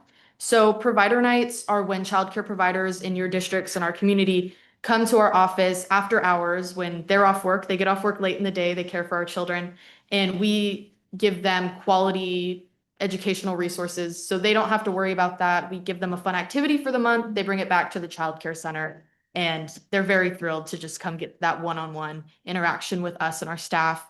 We have our consumable closet, which is another amazing thing for our childcare providers, so they can focus on the resources that they need in their center, whether it's glitter paint or construction paper, pencils, whatever you could think of. We provide that to them completely free, so they can focus on taking care of our children and our families in our community, and we can worry about just finding the resources and funding that. And I mentioned our lending library. That's a beautiful thing. And our workshops are super important. We recently just held a first aid CPR workshop. That was a wonderful turnout. And we host budgeting workshops, tax workshops, free for our providers so they can better service our families and children in our community. I know I had more on my presentation, so I do just want to highlight a few more things that we do at our office in McCollum Hill. We provide childcare resource and referral. So for us, a family is looking to find care for their child. They give us a call and we send them a list of childcare providers within their region. And so it can be up from a 5-mile radius to a 25-mile radius. So we have a family in Valley Springs. They call and want care, but maybe they commute to San Andreas for work. Then we can look for providers within that area or on their commute, so that it's easier for them to find childcare that's easy. We also have a subsidy department to help with those childcare payments if they can't afford childcare. They're on CalWorks, things like that. What else? We have so many things. I'm covering so many things. I was going to say, just the CPR training alone that we did this last weekend, we brought 11 new individuals into Calaveras County that are CPR health and safety certified. This is what we do on a quarterly basis. We're training anywhere between 10 and 15 individuals in CPR for this county alone. Definitely, as far as, looking for the future and how we would be able to get any assistance, we know that we are going to be reaching out for assistance with the children's fair. It is a fair. Last year, we brought in over 300 children, and about 400 to 500 adults come to this fair every year. So we're always looking for help funding with that because it is a completely free event for the community. And then our consumable closet also, it was something that was built upon during COVID because we found that a lot of our providers were not able to get the supplies they needed to continue care. And now just in general, because of the nature of our rural community, it's hard. Especially in Calaveras County, there's not even a large store. They have to drive over to Jackson possibly to get something from Walmart, or they're being forced to purchase things online or go into the larger communities. So we're able to get grants from the community and private donations and bring these consumables, and they're available completely free for our local educators that come in and purchase them or get them for free. And it's utilized heavily. We've had an 83% growth since we started in the community. There is not a day that goes by that our office is open that we do not have 1 to 5 families, foster parents, grandparents, Head Start teachers, local teachers coming in to get supplies and training materials for their classrooms. So definitely, we really encourage the quality of care and support that. And those one-pagers that you have are an amazing just snapshot of what we do in general. And if you do have any questions, the QR code on that sheet just takes you directly to our site and our contacts. And it has that quick box of just our last year of the impact for providers, families, and children. And I also like to say I come from a background of government and politics and journalism. So it's very interesting to be on this side of the board. But how you can support us, there's so many ways, truthfully. And I commend Calaveras County as a whole for stepping up for families and children So continue to have that focus and keep families and children in mind in supporting your local childcare centers and providers. Visit them, ask them if you can tour a childcare center. It's an amazing thing to see some of the centers we have in this region.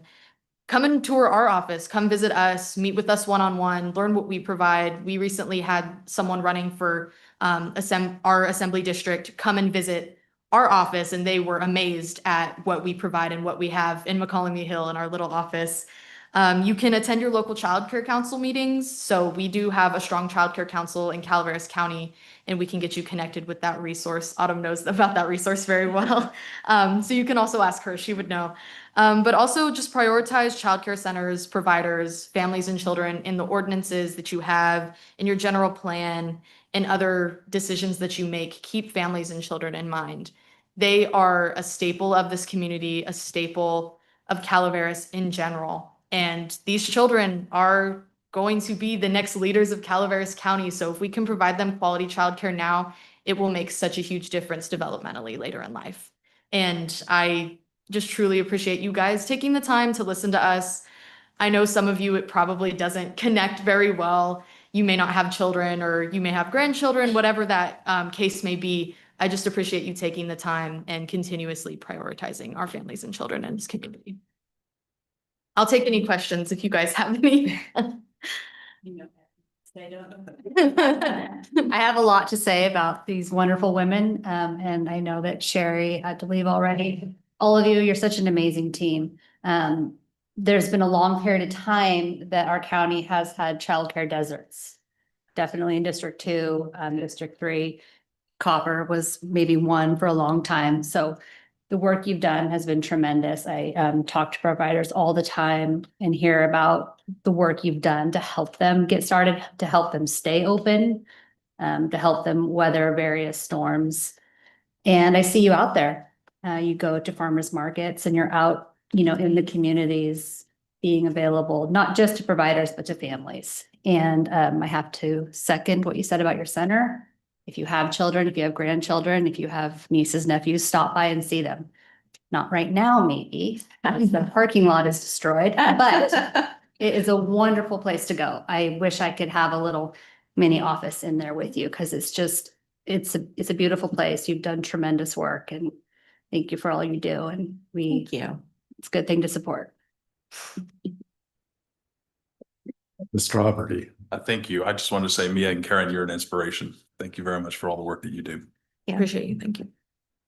Yeah, thank you for all the work that you do providing those services and support to all of the, it's not just the care centers, but the individual families, and I know it's much appreciated from them. Thank you.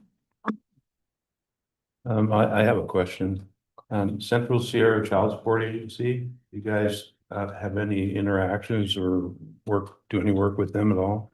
Referrals or anything? If they were to call us for childcare referrals, we would be able to utilize that, but not directly with child support. Yeah. Okay, all right. Well, Autumn and I are on that board, so maybe we'll have a discussion with the executive officer on that, because there a lot of families and that they serve part of, and I'm sure that they need child support agency, and it's Amador and Calaveras. Absolutely. So and also Tuolumne, but it's Calaveras and Amador. So We should get them to the Kids Day that you do in April. Perhaps they could have. Yes. exactly. Yeah, we could put you in touch with them. Awesome. Thank you. Thank you. Thank you. It's God's work you're doing for families across the county. And these days with there was areas that Autumn spoke of that are basically deserts when it comes to childcare. One of them being McCollum Hill.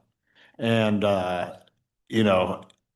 it's like, and that's where your office is based. So there's the positive point where you're trying to bring something to a community that's short of it. Also, and it's close to Amador County also, so that you can network both sides of the river, which I completely understand. But Copperopolis being another desert, District 3, Arnold. You have a new home that just opened up last week. And Yep. A new what? A new Oh, family new home, yeah. childcare home. And Yeah. even, let's say Gary's district and my district, you know, it's been some time since I've had to use childcare, but, you know, a decade ago, you know, that childcare, we were able to maintain and find, we had to work for it.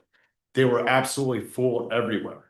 And it was, only the capacity of my wife and I being able to not only afford, because when at that point, people get to raise the prices because they're a commodity, and they're needed and they're worth it, you know. And it's like, and how to juggle life and be, you know, take care of kids and you know, and still be able to, you know, make both ends meet. That's understandable. So, you know, my thought process is, I appreciate your work.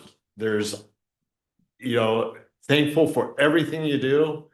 And let us know if there's another step we can take to help you facilitate this. Because there's always a little more we can do somehow and work together, because this, I mean, keeping employees with the county. You know, it's not just the lady or I'm gonna say, or the gentleman at bank, because there are single dads out there. Rarity, but you know what? My hands up to the guys that actually step up in those situations. You know, because those guys have to support those families too. So, you know, let us know if there's something we can do to help you, help the people, to help us all. Please. Absolutely. Yes, thank you. Oh, and Miss Andal. One question I forgot to ask you, your CPR classes, are those available to everybody or just providers? They are childcare provider. It's the childcare provider version of CPR, so they're a little bit extended, but we are open to the public once we've don't have any more seats for that. We do take in the public as well. Okay. It's a great service just because if you're not getting CPR, you're having to drive to either Sacramento or Stockton to get it at this point. So we do Head Start, a lot of public health of people who work for the county come and do it, kind of fill those gaps in the community. So they're able to get that done. Thank you. Yeah. With that, I'll give the opportunity for public comment. With that, I'll And no- bring it back, and I want to say And we have no online public comment. thank you, Miss Simpson. That's the boss. And so with that, thank you. And I look forward to the next time you come back and educate us more on what's going on. Awesome. Thank you guys so much. I appreciate it.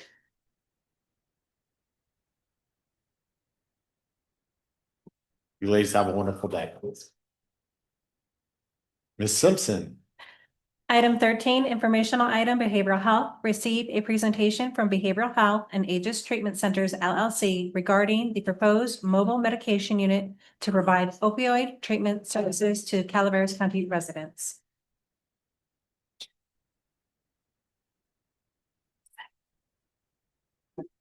Right. Good morning.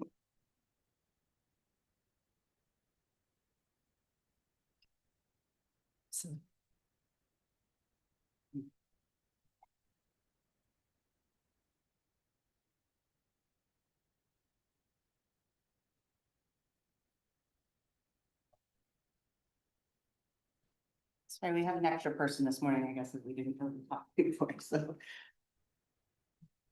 we go. Sounds good. Yeah. A little redundancy is always a good thing.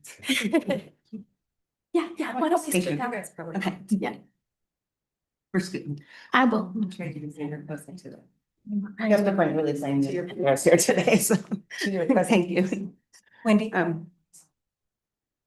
And then when we press to advance it, Wendy? Good morning. First off, I want to say thank you for allowing us to be here today to present on our proposal for our potential partnership with Calaveras County. My name is Dr. Sarah Quadrilagiani, and this is I'm Caroline Coverly. I'm a patient navigator that actually works in Placer County and El Dorado County, trying to increase treatment access for people who need services. So I'm pretty passionate about this project and very happy to be here this morning. And good morning, Wendy Alt, Calaveras County Behavioral Health. Thank you, members of the board. And Caroline and I are the team that would be leading the mobile medication unit project if this was to be a partnership with Calaveras County. So we'll go ahead and share a little bit about Aegis Treatment Center, also known as Pinnacle Treatment Center. And down, here we go. So Aegis Treatment Center, we are one of the largest OTP programs in California. We are in 9 states total throughout the United States. And in California alone, we have 48 current locations. We're expanding to 6 more locations here in 2026. We serve currently over 10,000 individuals. We accept Medi-Cal, private insurance, self-pay, and we offer grant assistance at many of our locations through state and federally funded grants. What our prime focus is treating patients with opioid use disorder. We do have patients with co-occurring disorders, complex disorders, mental health, things of that sort, but our primary substance treatment is for opioids. We provide both the medication and the counseling. We know that evidence-based treatment works with both, not one or the other. So all of our patients are prescribed a medication and a form of counseling.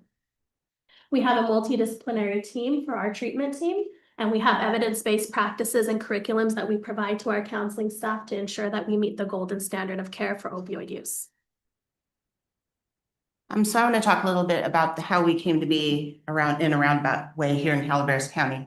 So over the fall, I was doing some outreach in Amador County, and I was connecting with some treatment providers there, and they were expressing to me, that we really don't have a MAP program to treat people here. And I said, really, there's not any provider here. They mentioned that you guys had the same thing going on here in Calaveras County. There just really wasn't a treatment place for people to go to receive help. So in a roundabout way, we were able to kind of divert a grant that we had. We did a pretty thorough data analysis on the area. I'm pretty shocked at what we found, that there were so many people, because we knew the need existed. We just didn't know how many. So last year here in Calaveras County, there were 196 OUD encounters.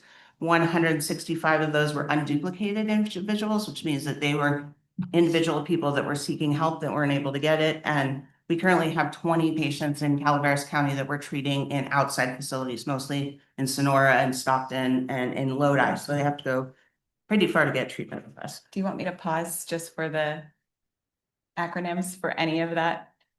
No, everyone okay? Okay. Yeah, if you want us to, please just let us know. So as Caroline was mentioning, we did receive a grant. We provided an RFP to the state to be able to get funding to open up medication mobile units throughout the state of California. We received 4 grants. Each grant was in $1.7 million, and this would allow each of our projects to purchase the vehicle for the mobile unit, execute the project with the staff that we need, get the facility inside the mobile unit to meet the DEA regulations, as well as SAMHSA guidelines, as well as DHCS. So we have secured our mobile unit that can partner with Calaveras County. It's parked in our Manteca clinic location right now. We are waiting for DHCS licensing to approve the facility. And once we go and get approved, we can go live. Our hope is that we can expand this mobile medication unit to service both Amador and Calaveras County, so that this mobile unit will then provide a route that would go from Amador in the morning to Calaveras County later that morning for about 2 to 3 hours in each stop, to provide and expand services to patients, potential patients that are in this county. So I want to talk about some of the benefits of having a MAT program. It reduces having it local, because right now Calaveras County residents are having to go pretty far for treatment. So having that transportation access, because we are a daily dosing facility, is super important. It allows people to be consistent in their treatment with us. That also improves retention and long-term recovery. I mean, if somebody's having to travel really far to get their medication, chances are that they're not going to continue to do that for a long time. When we have a MAT program in a community, in any community, it does help reduce overdoses and emergency response needs. It reduces the burden on hospitals and law enforcement. It supports healthier communities. And we do see when people get stable on their medication, they are then able and willing to access more services. People are a lot more likely to engage with, other treatment providers in an area when they're stable and not out actively seeking illicit opioids. Excuse me. So who will serve? We will be serving adults. We do treat only for opioid use disorder. We would be treating residents with transportation barriers, that we've done a lot of work kind of talking about how we would get people there. The grant was really designed for rural and underserved communities. So, I mean, it's really designed to provide these services to a community like Calaveras. It will still treat individuals needing confidential and stigma-free services. We're very, we're a well-regarded program. We're very used to providing this type of care for people. We do accept Medi-Cal from Calaveras as well as the surrounding counties, San Joaquin County, Amador County. We do accept private insurance, and we do have a sliding scale for those with no insurance. So we're pretty accessible. So like I said, we've kind of been talking with behavioral health quite a bit about what we can kind of envision here. They would be offering triage staff there, in kind of a wraparound model on the days that we're there. Case coordination would be done by behavioral health as well as our drug counselors. We would be doing warm handoffs, follow-up care, and crisis response available. And we really think this wraparound model will kind of improve the care for people that would be in our program as well as accessing services with behavioral health. So our proposed location was kind of based on recommendations about where behavioral health thought it would be the most accessible. It would be at the HHSA building at 509 East Charles Street. We have looked at that parking lot. There's ample parking. It's got this kind of quiet little area of the parking lot. We've talked a little bit, like I said, about transportation. That's kind of really the main reason why we want to be here. It's located close to a bus stop. Other services are available in that location for people. So we really feel that that would be the best location for the mobile unit here. And as I mentioned previously, this mobile unit is out of our Manteca clinic. So that is already a licensed facility through DEA and DHCS. This mobile unit will share the same license, although it still requires its own walkthrough and its own separate approval. We will operate 5 days a week if this is approved, Monday through Friday, servicing our patients with take-home medications on Saturday and Sunday, or servicing them through one of our local OTPs that they could receive help from on the weekends, whether that be in Lodi, not local to Calaveras County, but closer in distance than Manteca. We would be stopping for a few hours at a time to service patients with their medication needs, to intake patients should they need that. They can meet with our provider to talk about anything else going on with their healthcare. Our patient navigators will also be on site to provide case management and referral services. Our mobile vehicle is completely operated with Wi-Fi, so we wouldn't need access to any of the buildings that were nearby. We'll operate solely through our mobile unit, through our generator, our Wi-Fi, and our satellite functioning. We will staff it with 2 nurses who will be able to provide the medication and assess the patients upon entry, as well as a security guard who will also service as our driver while we are operating on the road. Our security guard will be stationed at the front door to allow 1 patient entry at all times and to ensure that the line, if there is a line, is being monitored and handled to the neighborhood policies and whatever our partners need. We will also have telehealth capabilities should our doctor not be on site with us that day. And counseling is provided through telehealth through all of our patients because it will be a short stop. So our patients can't actually come on site to receive the counseling, but they will receive telehealth services with a counselor, clinician with us. This is a picture of the mobile unit itself. It's about the size of kind of like a large food truck. It's fully outfitted, like servicing with all of the things it needs to operate. So Wendy, do you want to talk a little bit about behavioral health side and the need that you see here? Well, we are looking forward to partnering. We do not have the access right now in our county, and currently the individuals that we do have needing the medication have to travel outside. And so the likelihood that a relapse happen is significant.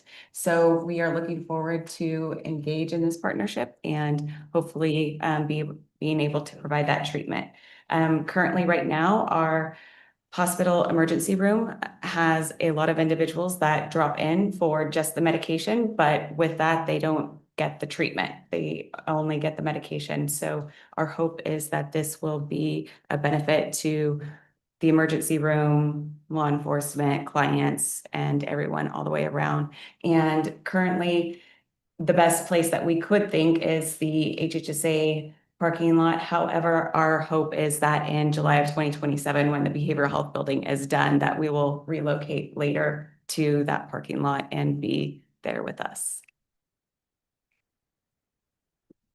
I think we would open it up to questions. I know you guys are familiar with this project, but you guys do have some questions around it. Let's start out with public comment first. I did have one more thing I wanted to add that I thought was a really neat thing that we talked about that Aegis does provide. When they have a client come to sign up for services, they also offer what's called a good neighbor policy. And so if they're agreeing to see someone, they're willing to work with us. And that includes no loitering, no parking, no staying overnight in the area that they're parked in. And so they add that as part of their treatment plan or their chart. So I did bring those if anybody wants to see a copy of that as well. So I know that.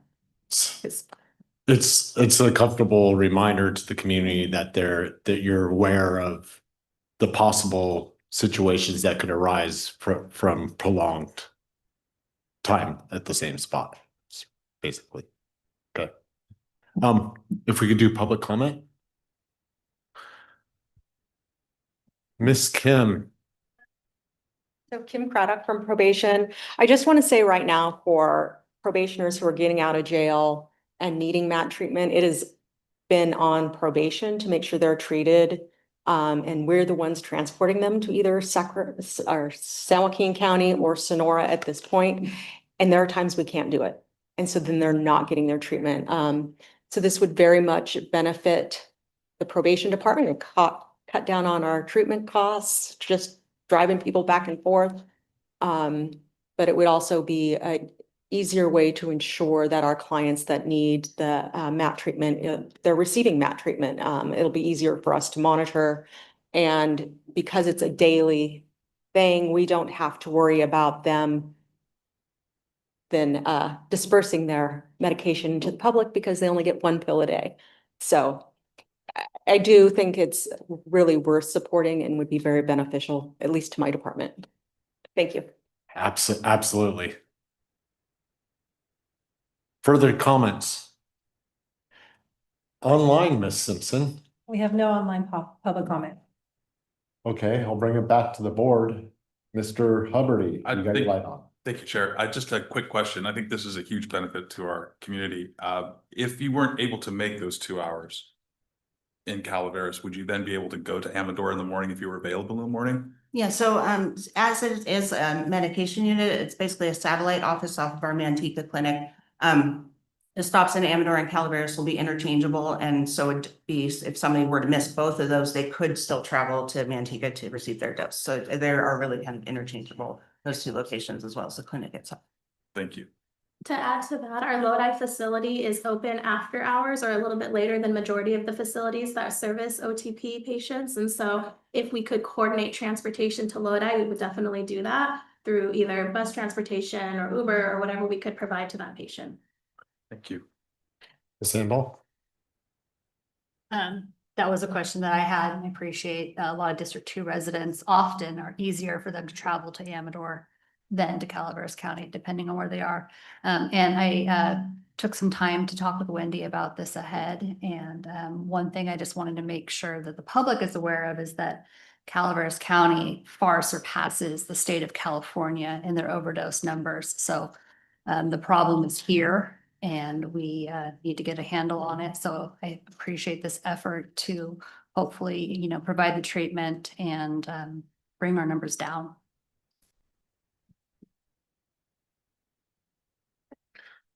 Mr. Toffnell? Nothing? Okay.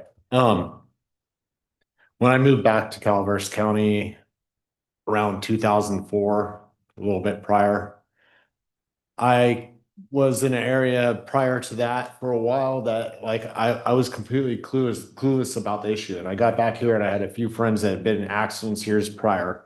And I didn't even know what an Oxycontin was.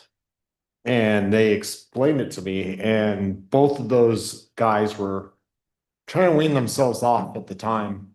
And they're driving down to Stockton to the methadone clinic.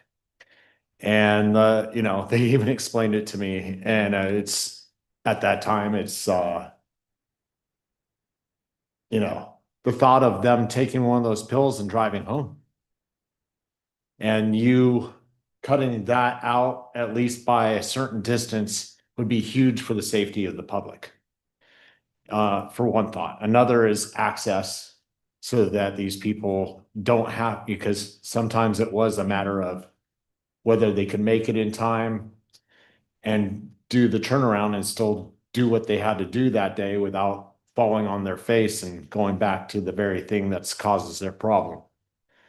One of those guys is doing well these days. He's still, you know, recovering. He's honest to himself about it. And the other one is no longer here with us, you know, and for one reason or another, that be it. And for many people in the community, as with me, family members, and the fentanyl crisis is very prevalent. Anything we can do to stem any of these issues and the loss of any other community members or family or friends is even one step forward in that direction is a milestone for me. So that's all I have to say. I don't have any questions other than when can you start? Yeah, we were waiting for this meeting, so as long as we have the approval here, we can go ahead and ensure that our DHCS application is updated with this address. That is the last piece of this licensing application, and we hope that our representative will then schedule an on-site visit with us to approve the vehicle and get us going. So 4 to 6 weeks is our hope. Any further questions? Ms. Follendorf? No, I was gonna move it. Then I realized we need a public comment. Well, An informational Ms. item Follendorf, today. I Yeah. gave public comment already. Chair, Council was trying to share that this is just an informational item. I know that. Okay. Information. I wasn't, Okay. Okay. I wasn't- Need to bless anything. please. no, I was Okay. just, we do give direction, correct? We're looking for direction with this informational item. I mean, I think it was Seems as so. agendized as purely informational with no board decision at this time, but I mean, I think that if that would obviously be helpful to behavioral health to get the board, To have them bring it back, time and then. to bring it back and formally approve it. Because it's not agendized properly if that was the approval you were looking for. I guess that's. That's. I guess I was Here confused. comes the big gun. We gotta- Yeah, Marcos. Yeah, no, so the intention of this was to inform the board that we were looking at this program. We were looking to partner with Aegis. But there was several questions in terms of the proposed location. We proposed HHSA, but we wanted to give the board the opportunity if they wanted it located somewhere else. And so this discussion was if there's any changes they want to see before we end up moving forward to formally bring back an approval with the location listed and all that. And I guess my only question is until the new building is built, if you do see a need somewhere else in the county, can you pivot that? We would have to get approved address. I would have to resubmit another application to show a modified address change but that's- and wait another 4 to 6 weeks for approval. Okay, so it's an easy process if you guys notice a trend. Yes. Okay, and I'm just saying, like, let's just say hypothetically, it needs to go closer up in Arnold on Howard. Oh, town square. I just wanted to make sure it's easy. We did also discuss with Valley Springs Health and Wellness, and they were willing also to partner. And right now with the construction, it's just not an option as well. So yes, there's other. Okay, Good. thank you. Thank you for saying that, because I was gonna bring that up. Valley Springs Health Center there. I They're think that would be expanding. phenomenal. Yeah. And you know, piping my own horn, basic population centers and everything, you'll hit well over 13,000 of the residents very closely in that area. Between his district and my district, and then everyone else is important across the county also, but I mean, that's an easy one right between Manteca and Amber County. That's accessible. So if there's an additional opportunity there, please look at it.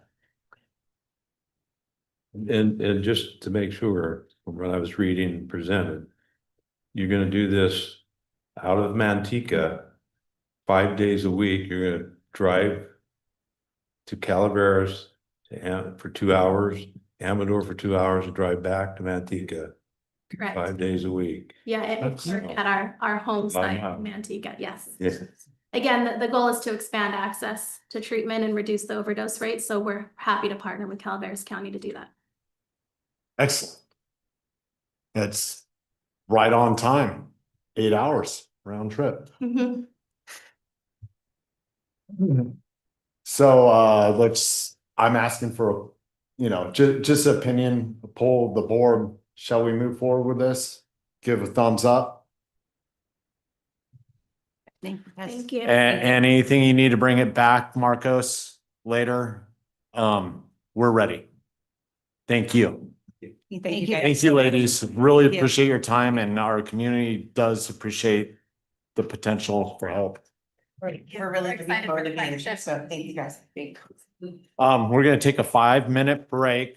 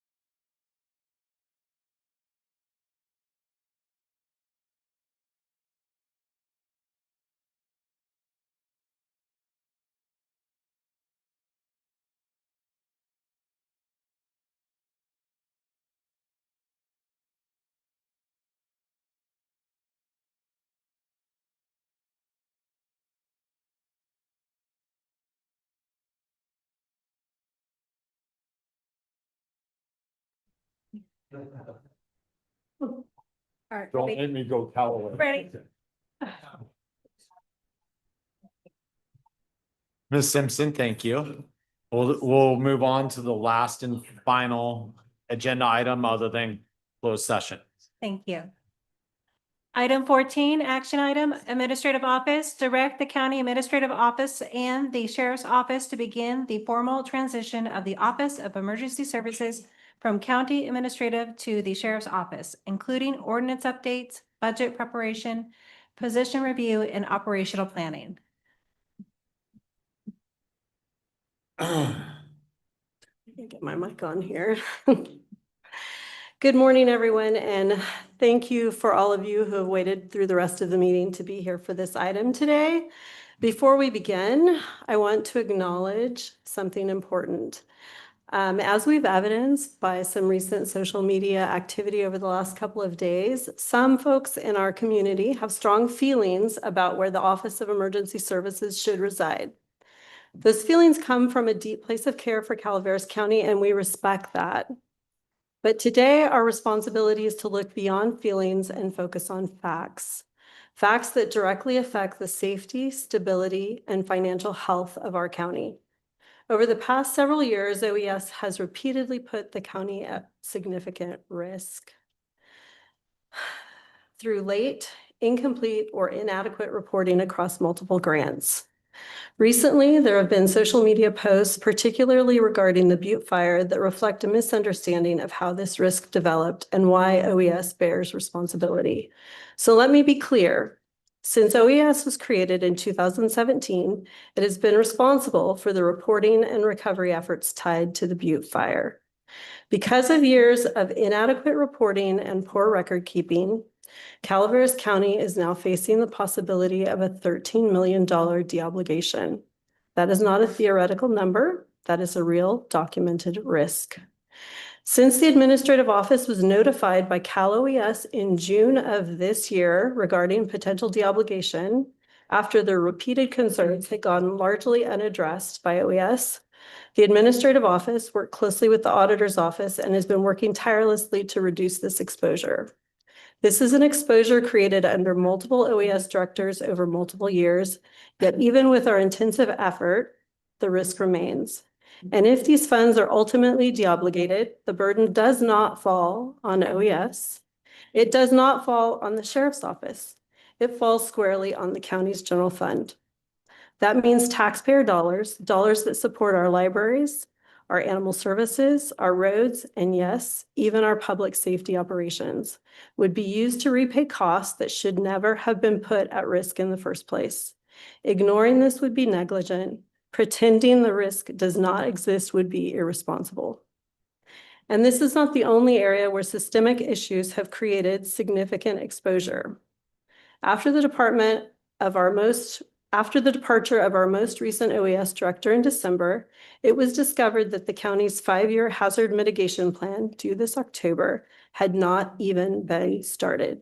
This plan is not optional. It is mandatory for counties that wish to remain eligible for federal disaster mitigation assistance and grant funding. Without a FEMA-approved plan in place, Calaveras County is ineligible for critical pre- and post-disaster mitigation funding, including the Hazard Mitigation Grant Program, Building Resilient Infrastructure in Communities grants, and pre-disaster mitigation funds.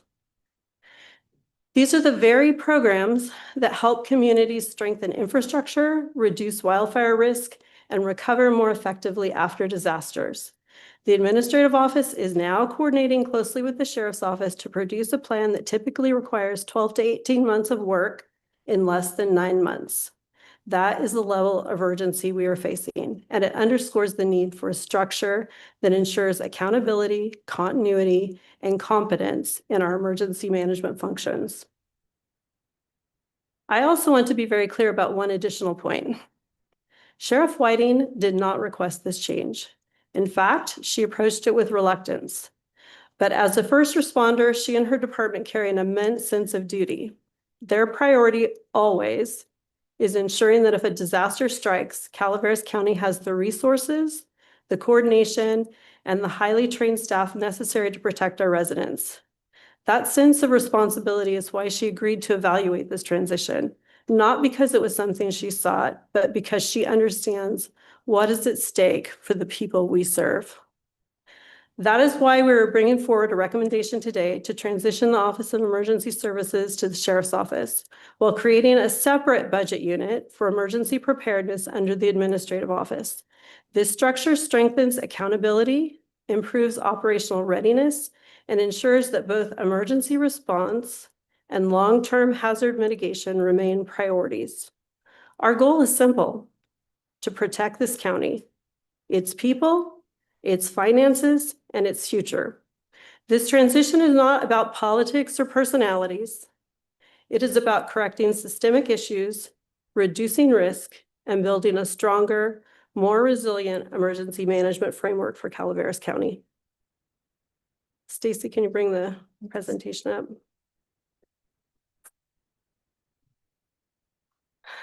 So as I mentioned earlier, today we're discussing the proposed transition of the Office of Emergency Services to the Sheriff's Office. This proposal was prepared collaboratively by the Administrative Office and the Sheriff's Office.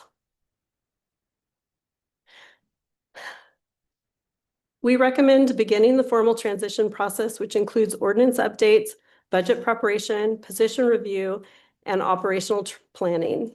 This is a strategic move, as I said before, that we believe will improve emergency management, both response and recovery. We're on slide 3, Stacy. I want to give a little background. OES moved from the Sheriff's Office to the County Administration in 2017. There have been 5 directors in 8 years, which has led to inconsistent grant management and compliance challenges. The current structure of OES operates with 2 FTEs and a $1.2 million budget, primarily grant funded, handling FEMA disasters, grants, EOC preparedness, and recovery.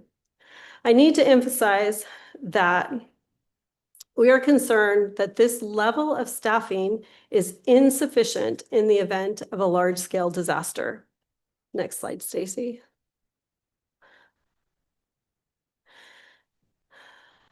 This work requires 24/7 readiness, rapid decision-making, and sustained staffing during major incidents.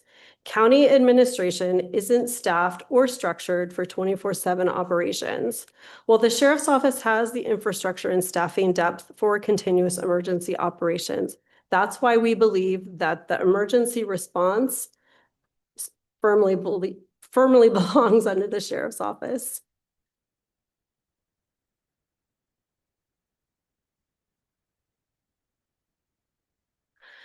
With only 2 FTEs, OES cannot sustain full-scale EOC activation or long-duration disaster operations. The Sheriff's Office can provide a larger trained personnel pool and 24/7 operations, which is more closely aligned with emergency management.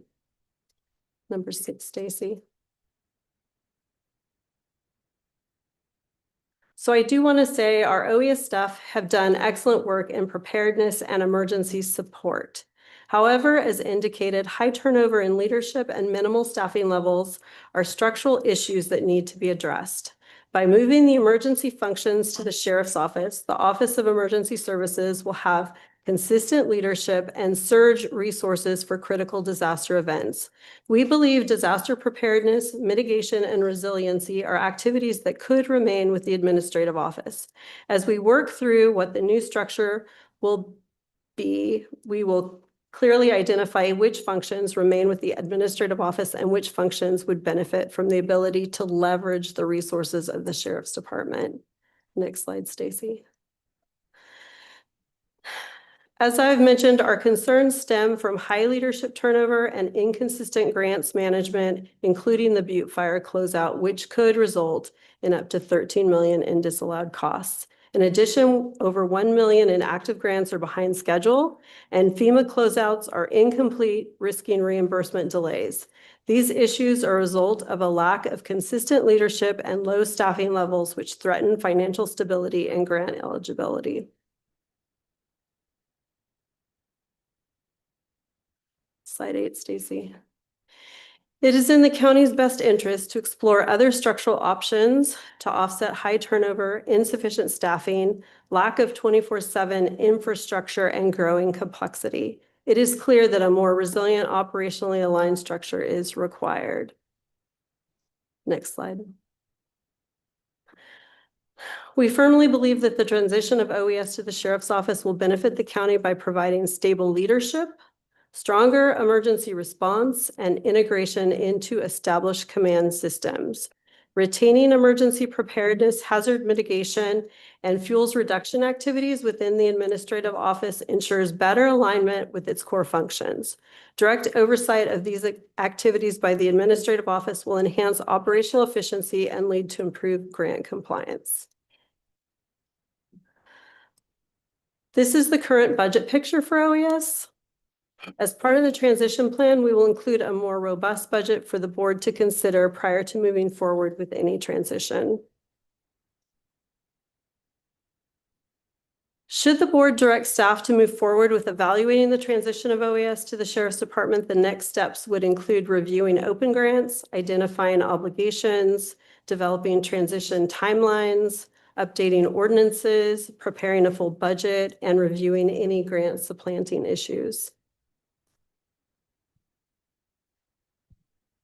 So emergency management demands have grown. The current structure lacks capacity and stability. Transitioning OES will strengthen response, improve compliance, and reduce financial risk. Approving exploration of this transition results in no financial impact today. Full budget details will return to the board for approval. So with that, we are requesting that the board direct staff to move forward with developing a plan to transition OES to the Sheriff's Office while retaining the preparedness and mitigation activities within the administrative office. However, the board could also direct staff to maintain the status quo and move forward with the recruitment of a new OES director. We do not recommend this because we believe that it puts the county at grave risk should a large-scale disaster occur. And with that, I'll take any questions from the board. Any board questions, or should I go to public comment quickly first? And then, yeah, let's go to public comment and hear input from the public before we move forward on all that information in its totality. So, Mr. Butner. My name is Christopher Butner, publisher of Calaveras 2026election.com, a government accountability blog featuring 50 detailed reports about Calaveras County's legacy of systemic negligence of public and fire safety. Some highlights. Since March 2022, Calaveras government officials have been repeatedly warned, and I allege continually suppress reports that the century-old 100-foot-tall deteriorating Moaning Cavern spiral staircase may collapse, resulting in 40 or more casualties, many of whom would be children. I have been informed by staffers in Assemblyman David Tangipa's office that the irrationally and irresponsibly cited Tesla supercharger behind Arnold's Meadowmont Center bears some striking similarities to previously documented hazard concerns related to two other Tesla superchargers elsewhere in Tangipa's legislative district, which are independently documented to his office by CAL FIRE unit chiefs. An electric vehicle fire at the Arnold Tesla supercharger would spread to imperil countless wildland urban interface communities and irreplaceable wilderness in the 27 million acre South Central Sierra subregion. My 2.5 years of published supercharger hazard reports, I allege, remain intentionally suppressed by Calaveras government. The 2.7 fire of September 2nd, 2025 was stopped at the doorstep of Ironstone Vineyards. A wind increase of a mere 1 mile per hour would have surely resulted in Murphy's obliteration. Responsive records to my public records request revealed the county's emergency messaging system was not used, and apparently no emergency warning message system exists across the collective of county government social media assets. District 3 citizens, many of whom are seniors like myself, who's also a caretaker to a 92-year-old mother, reported they cobbled together piecemeal community and online chatter from eyewitness accounts of the approaching 2-7 fire's smoke and chose to evacuate with limited to no credit going to Calaveras government emergency warning protocols. On September 16th, 2025, the historic home at 206 Main Street, Murphys, caught fire, resulting in a $1.5 million loss to the property owners. If that fire had spread to the property's 10 acres of unmanaged brush and overgrowth, an ensuing conflagration would have devastated Murphys. My 206 Main Street property hazard analysis report, published on August 24th, 2025, foretold this event 3 weeks before the fire. On August 25th, 2025, email notifications were sent to 110 government, media, business bureau, fire safety, and OES officials, and personal discussions on August 27, 2025 with both Murphys and CAL FIRE officials regarding this fire hazard remain unheeded. And now, curiously, the OES director, in less than 2 years after Thank you, being Mr. hired Butler. on May I appreciate your 24th, time. has You can resigned. sit down. My name is Christopher Thank Butler, you. publisher of Calaveras Time's up. 2026election.com.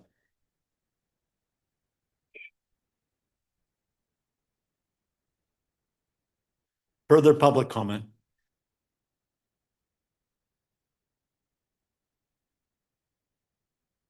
Good morning, Board.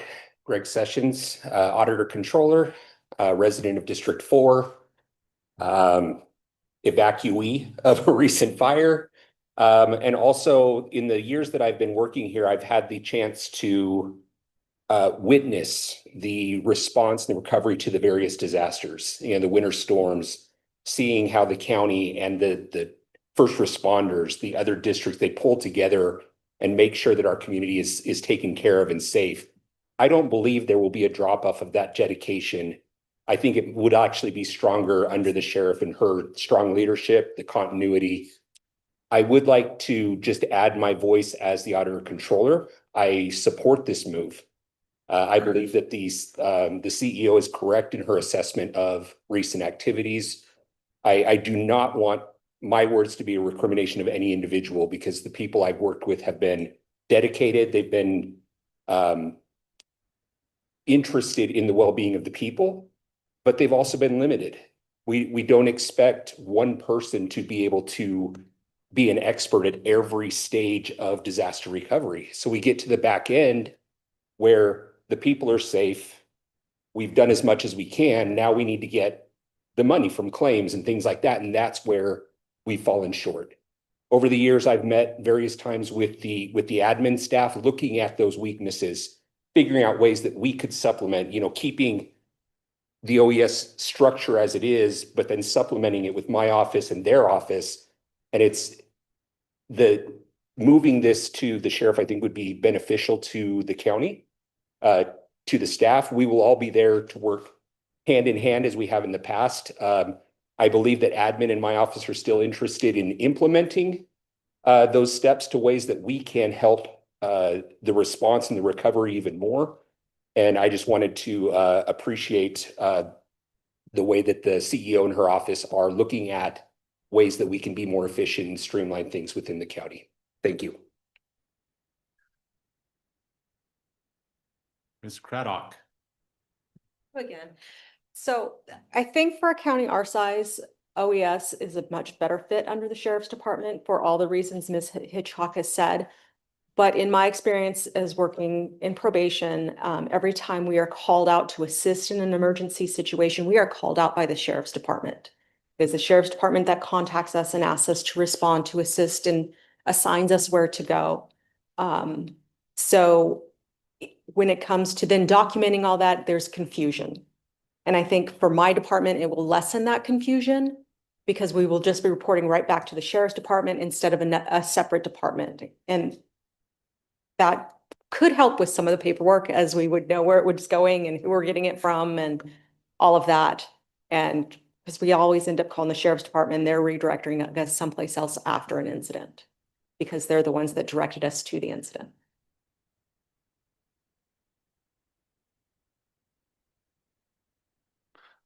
Ms. Sherrod.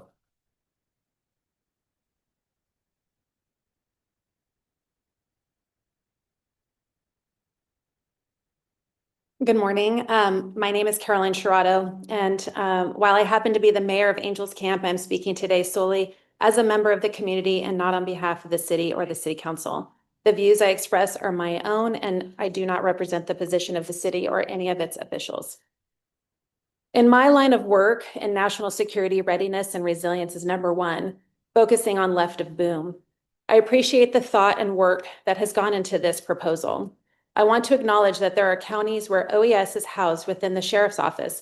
However, those arrangements typically exist in counties with very different staffing levels, budgets, support structures. Calaveras County's size, risk profile, and recent emergency history warrant careful consideration before assuming that model will work here, especially given why this county intentionally moved away from it after the 2015 Butte fire. I'm deeply concerned about the proposal to dissolve OES as a standalone department and move its functions under the sheriff's office. Calaveras County created an independent OES because emergency coordination, planning, and communication suffered under a law enforcement-centric structure. That painful lesson led to a deliberate decision to professionalize emergency management. Reversing that decision puts the county at risk of repeating the same mistakes. I call disaster amnesia. Emergency management is not a collateral duty. It's a full-time specialized profession that requires constant coordination with fire agencies, special districts, state and federal partners, and the public. Housing OES within the sheriff's office creates an inherent conflict between law enforcement priorities and emergency management responsibilities, particularly during large-scale disasters when law enforcement resources are already stretched. I'm also concerned about the high turnover in OES director position. Before dismantling the department, the county should take a hard look at why this position has been difficult to retain. Is the compensation competitive with similarly situated counties? Is the staffing adequate to support the scope of responsibility? Is the role structured for success, or has it been under-resourced and isolated? Structural problems do not disappear by moving a department. They simply follow it. I also have specific concerns regarding the county's statement about jurisdictional local hazard mitigation plan. We have been told that if this plan is not completed by October, the county will lose eligibility for FEMA pre- and post-disaster funding. I ask for clarification on whether that deadline is absolutely requires a permanent OES director, or whether an interim director working alongside a qualified consultant could meet FEMA requirements. Many jurisdictions successfully use interim leadership during transitions without jeopardizing funding. They've also asked for extensions, which have been granted. Additionally, I asked the board to provide transparency around costs. What will it cost to assign a lieutenant, a sergeant, a corporal, and an outside consultant to OES? Will these positions be dedicated 100% to management? Thank you. Am I running out of time? Okay, the rest. I apologize for that. I have to keep everyone on the same That's time. okay.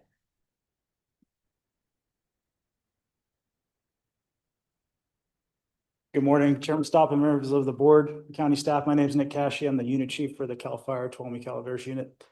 I just wanted to speak, not to provide an opinion on what your board should or shouldn't do, but just to express that my time in this position and at much lower levels as I work my way through the county, we have interacted with OES to support the goals of the county, both in emergency planning and also in emergency response. Regardless of where the OES reports to, whether it goes to the sheriff's office or stays in administration, I don't see that being compromised going into the future, and our commitment is to continue to work with them. So thank you. Thank you. Thank you, Nick. Any further public comment? Rich. Rich Dickinson, Calaveras Consolidated.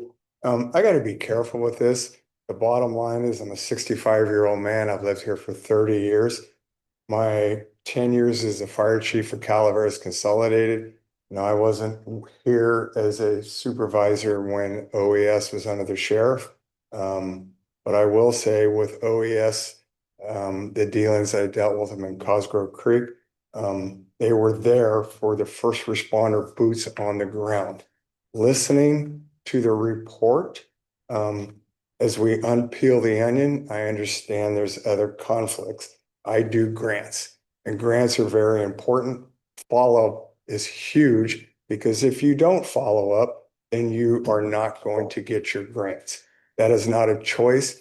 That is direction you have to do. The Chiefs Association, we were approached at our meeting at our fire station. I'm gonna say a week or two ago, and unfortunately, the sheriff wasn't there, and I feel bad. I had a conversation with her. Before we put our letter out, we should have talked to her. Both sides are hurting. I understand that. What I don't want is that the association is against the sheriff. Whichever way it goes, it's all about relationships. I promise you, we will put our best foot forward and we'll make sure that we have a hand in hand of being able to work together. Thanks. Thank you.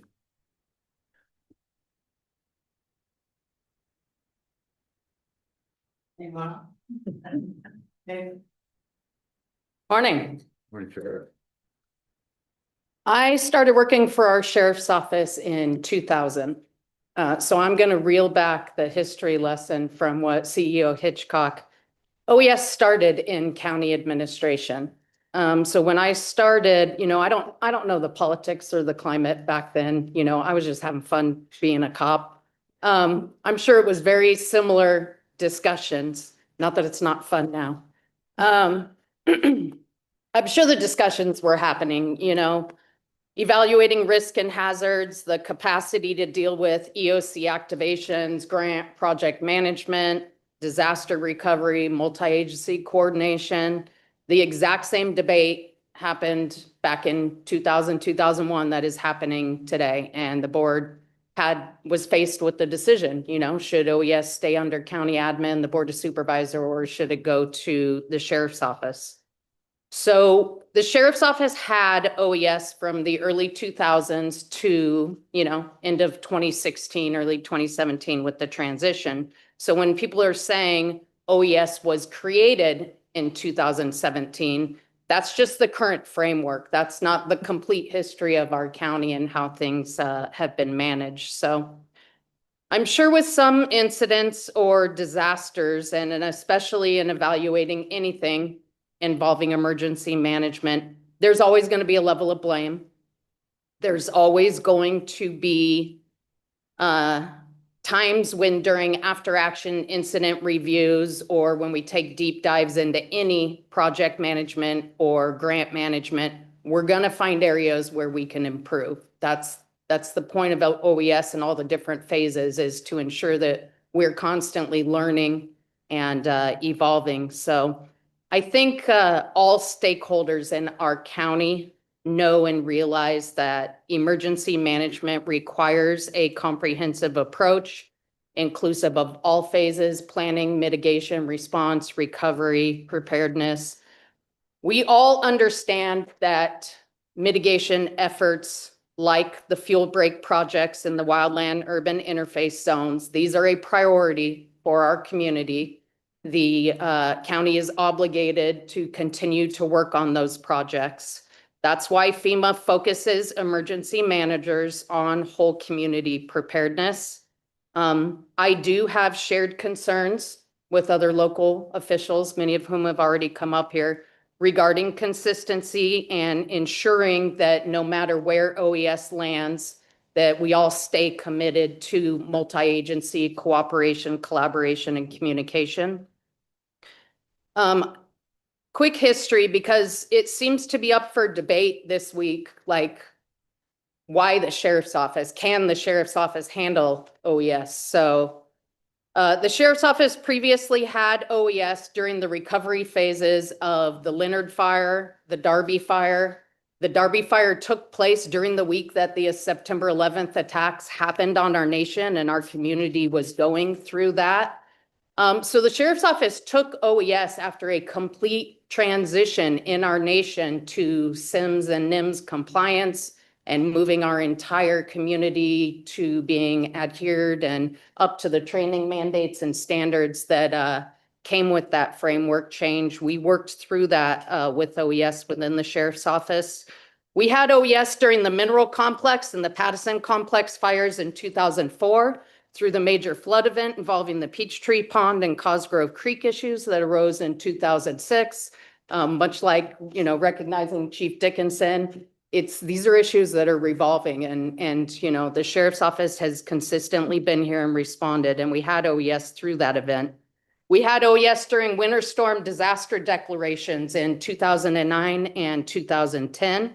We have coordinated with CalOES and FEMA for both state and federal disaster declarations, including coordinating all the public agency recovery efforts and the packages that have to be put together to complete out disasters. We have worked with Dennis Fields up in West Point previously. You know, I personally, when I was working in OES, worked at standing up our first CERT teams and doing the CERT trainings and getting them established with our fire departments. So as far as the debate, you know, yes, the sheriff's office had Butte Fire during 2015. And we know with disasters, and especially such large scale disaster like that, that destroyed so many homes, including my own, you know, there's going to be a level of blame on things that happen. So these are just a couple of examples of major disasters that the sheriff's office has managed over the years. So I would hope that the debate or public isn't questioning whether we can run OES, because we can. Now, when we had OES previously, we had a dedicated OES director within the sheriff's office. He came over from county admin, you know, and he came into our office, and it was seamless, and it was a lot easier because it did continue. He became a sworn law enforcement officer, but just with any other person capable of taking on the OES director role, we would dedicate the sheriff's designee that would be dedicated to take on the emergency management role would get extensive training in emergency management, in EOC manager operations, and would be supported by our entire staff and chain of command. I do want to point out, you know, with some of the concerns, and I do thank Caroline for pointing it out, because when we hit the recession in 2008 to 2011, the board had to, we were forced to take multi-year budget reductions. One year we took a 17.5% cut and then a 10% cut. We lost positions. We tried to save layoffs of cops on the street. And it was during that time when our OES division lead position, it was forced to become a collateral duty. And so the communications dispatch unit supervisor also was managing the EOC and the grants that we were doing.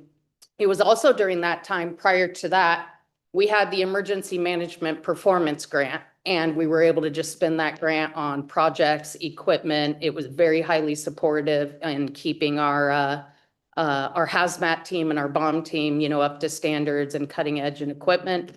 With those recession times, that grant is now pretty much solely focused on helping support staffing costs. And that's where a lot of counties went, you know, after that recession. That's what's needed, and that will continue to be needed. So we're familiar with that grant. So even with the major budget cuts, we still managed OES another 5 years. The sheriff's office, of course, we've had multiple changes in leadership and our command structure over the past 10 years. You know, the size of our agency does give us the advantage of passed down institutional knowledge and adherence and understanding of incident command parameters. I do agree with CEO Hitchcock that multiple turnovers, short stint OES directors, and those inconsistencies have caused issues over the last 9 or 10 years. But on the flip side, OES operating independently outside of the sheriff's office has also seen some really great successes as well in mitigation projects and bolstering Calaveras County's resiliency for disasters. So like I said, you know, the real reason I really wanted to get up here is I don't think the debate should be whether the sheriff's office can do it, because I'm very confident that we can. It can operate outside of the sheriff's office with a good, consistent, you know, multitasking, focusing on project and grant management OES director. you know, the board just needs to decide what direction they want to go. So the only thing that I am going to urge you today, please don't kick the can, just make a decision, you know, whether we want to move forward, we being a county. Do we want to move forward in transitioning it back over to the sheriff's office or keep it under county administration? If you do vote to transition OES to us to manage, it needs to be properly funded. We are just asking, you know, as I say over and over again every year with our recommended budget presentation of please fund us at a level that we can do it properly so we can keep a dedicated staff member as the sheriff's designee and the OES director role. So regardless, you know, whichever way the board decides, you know, I'm confident that no matter where or by whom the Office of Emergency Services is managed or has oversight, our sheriff's office remains committed to Calaveras County Public Safety, to multi-agency cooperation, to open communication with our partners. And we're always going to focus our agency on what's best for our community and the safety of our citizens. And until we figure things out, I've already spoken with CEO Hitchcock, and we remain committed to ensure that if we had a disaster tomorrow, we're still going to support county admin. But please don't kick the can. Like, let's figure this out. Thank you, Rochelle. You know, I hope there's nothing online right now. Thank you. Okay, that said, we're parking up at 12 o'clock. And I don't think we have a time to discuss this, to go out and do the ribbon cutting. So should we come back and finish the meeting post that, even though we're in the middle of this item? That's certainly an option. I know that. I have a hard start, Chairman, so I personally would rather let's do this agenda item and be late. How's that work for everything else? Fine? I mean, Ms. Hitchcock. If the board's desires to take a few minutes to discuss this and make a decision, and then be perhaps 5 minutes late to the ribbon cutting, that would be. Okay.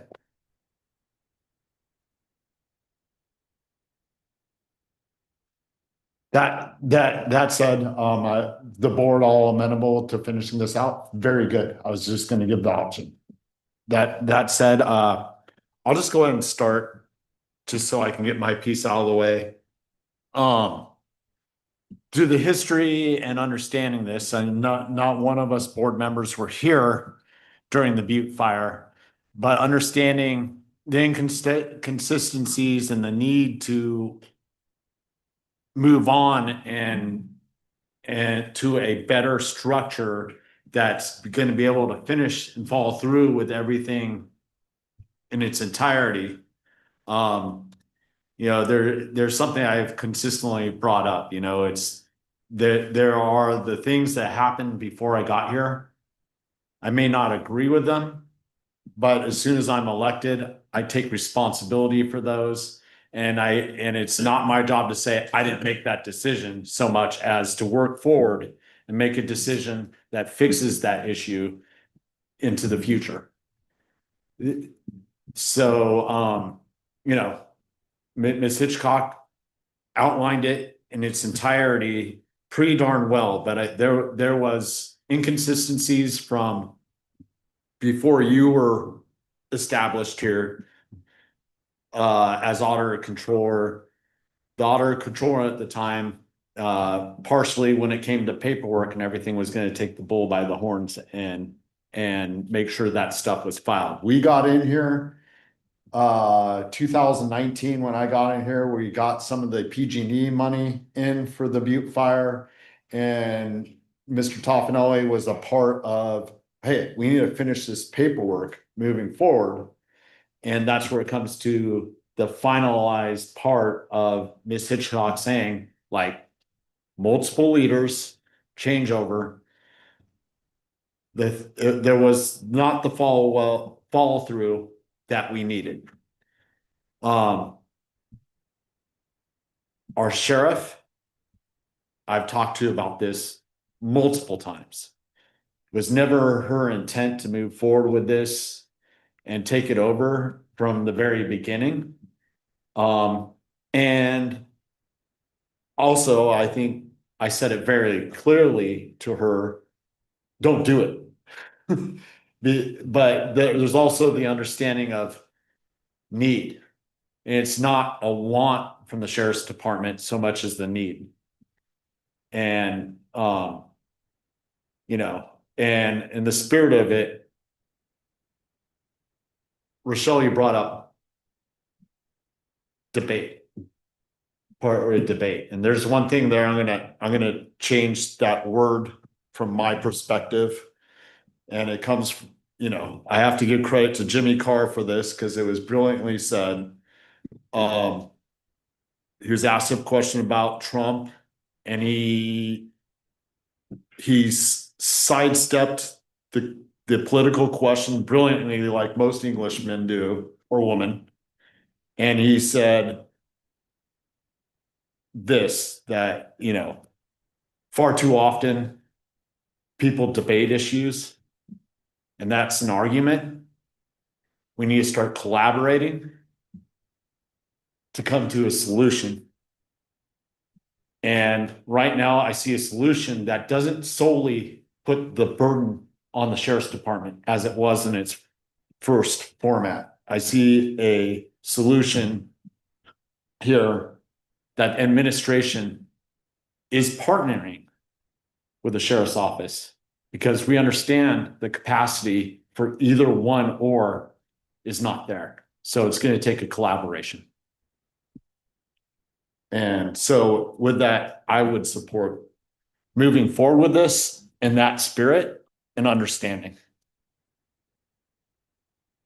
This whole. I'll try and read through those pretty fast. This topic has made me dig deep into how to best serve Calaveras County and its partners. I've been in elected office since 2014. I've seen pre-OES and its current model post-Butte Fire. I wholeheartedly, as a city council member at the time, supported the county changes of OES Management Act. As we were also deciding to hire our own OES at the city to deal with the issues of what was happening at that time. I can confidently say now that while over the past decade improvements have been made, my confidence has grown reliant on the sheriff's office in every event that has happened in this county over the last couple years. As the only district in the last few years that has had the majority of wildfire incidents, I've seen and heard again and again the disappointment with this department structure. While many of us in this room have built relationships in our own communications, which has evolved over time, at the end of the day, as one that has dealt with this firsthand each summer, when the last call of the night at 2 a.m. is with your sheriff and the first call is with your sheriff, we have an internal issue of information sharing and confidence in the technical expertise of OES. I fought the idea or this change with the CEO until recently due to the few of us in the room still that dealt firsthand with the Butte Fire response. As an elected, the Kool-Aid I have also been drinking, no matter what color you change it, the issue is not going away. This is not working, at least for me and my community.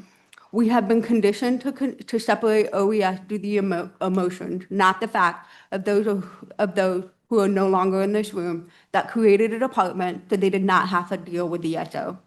Those people are not here anymore, and we have new people at the table that are willing to improve the structure for the betterment of the taxpayers of this county. I remember the night or day it clicked that this wasn't working. I was actually at the National Fire Academy in Maryland with close colleagues from across the state in both local, state, and federal fire departments. I'd been on the phone till 2 a.m. that night, morning, day, with mostly the sheriff's office. Tuolumne County and a few community members trying to figure out a strategy for what was happening in my district. Barely any sleep, I got in the car a few hours later for the fire training class, anxiously waiting for it to be 7 a.m. So I could talk to the sheriff. With those colleagues, I talked to them the emotions, and some could have been hormonal. I was walking around 7 months pregnant at Fire Academy. Some of them local too, as we debated to fly home. I walked them through my conversations, including separating myself as an elected to not get involved, guilt not being home, and putting myself back in the role in an incident command and what I would be recommending. And back again as an elected that has to stay out of that room to let the experts do their job. And what I got was an eye-opening advice. These are guys that stand in front of their own elected and they know the drill. And for the first time, I felt empowered to bypass my own OES and solely seek the technical expertise of the sheriff's office and what I knew was best for my own district. And having been for the last year primarily due to the lack of confidence and failed expectations that something would change. Action is leadership, and I'm tired of bottled up disappointment at this department not meeting the needs of our community. Now is the time for the change, and I fully support staff in the sheriff's department to lead this. This is not unique. We've got El Dorado, Amador, Madera, Alpine, Contra Costa. OES has become a complex web of technical skills that has relied on grants to fund themselves, along with the financial expertise and the writing ability. It is not sustainable due to the future of the Fed and state budgets fiscally and how California as a whole is shifting how it manages critical incidents. Not only are we doing response, we are doing recovery, which takes years and a decade in our own, as we live it right now, fuel mitigations and more. Disaster incidents do not have a timeline, which continues to impact the effectiveness of the department. We are on the brink of a major change in California. We need to take a step back, reset, and get to the basics and rebuild our foundation. And not only to help our community, but lay the groundwork of an improved OES department here in this county for the future.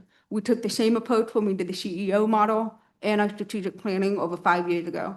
The opportunity is in front of us now, and my only other support would be having the state come in. I personally, while we all love our Cal OES rep, I personally would like to keep this in-house, and I will be supporting staff's recommendation.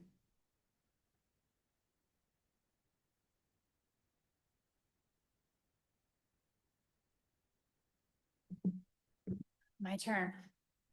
I want to start by saying I have full confidence in the sheriff's department. I think their ability to provide specifically that 24/7 emergency response to run command operations from the beginning to the end.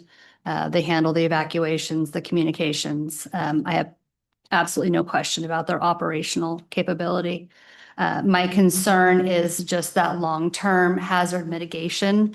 I recognize the strong relationships and the momentum that our OES has built with our fire partners, with our districts. And I think that that is one concern to think about. I appreciate kind of where admin's going with retaining some functions so that we can continue that. We have fuel reduction projects going and underway, and the community wildfire protection plan still in progress and needs those coordinators and those relationships, which is typically not a law enforcement function, right? So retaining that and focusing our staff on that fuel reduction piece, on the preparedness in combination with the reactiveness that the sheriff's department will have, I think is key. I think it will preserve our public trust. It'll strengthen our collaborations and ensure that we're looking at all phases of emergency management in our county. Because like many have said, it's not if it comes, it's when it comes. And in the Butte Fire Zone particularly, it's primed to burn again, right? So we have to keep this at the forefront is what I would ask. I was here in 2017 when we took it from the sheriff's department, and it was a little bit different situation back then than it is now. And there was a lot of, it was recovering from the Butte fire and a lot of different things and a lot of emotions and things going on. So I think looking at the situation now, some of the things that we need to recover from here in the county, as far as what Teresa, CEO, had brought up, and hearing Rochelle speak as a sheriff in her department, I think going forward that I would support at this point, moving it with what's being asked for by admin. Obviously, it's going to come back to us. I have some concerns on it. It's going to be somewhat partly in admin on some issues, and I need to see the complete separation of that. I need to see how the department is going to be set up in the sheriff's department to handle the situations with anything that has to do with OES. It's you call 911 an emergency, or we have a disaster, or what have you, that's going to have OES involved in it. Being the split, we need to be very clear on what admin is doing versus what the sheriff is doing.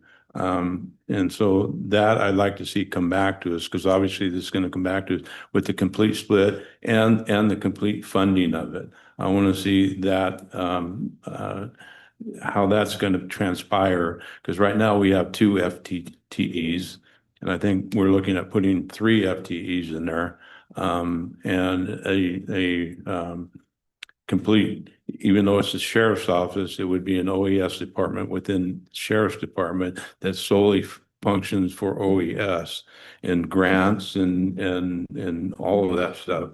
And retaining or getting what's needed, the paperwork filed and completed that's needed.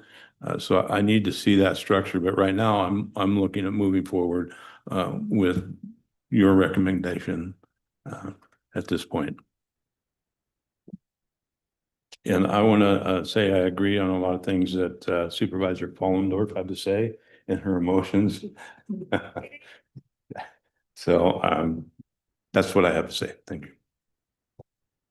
I'll jump in and just say that I think that my colleagues have said it very eloquently, and I do support administration and their way forward. I agree with Supervisor Toffanelli, specifically about monetarily how this all looks as well, and to make sure that the sheriff's office is supported properly.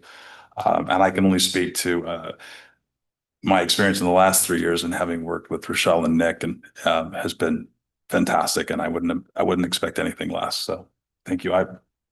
Thumbs up. I'll entertain a motion. Move. We have a motion by Ms. Fullendorf. I'll second. We have a second by Mr. Huberty. All those in favor? Aye. Those opposed? Passes on a 5-0 vote of the board. With that, we still have a closed session item. So we will take a break through the amount of time we go out to behavioral health. And then we'll come back and we'll move on to the reading of that out before we adjourn into closed session.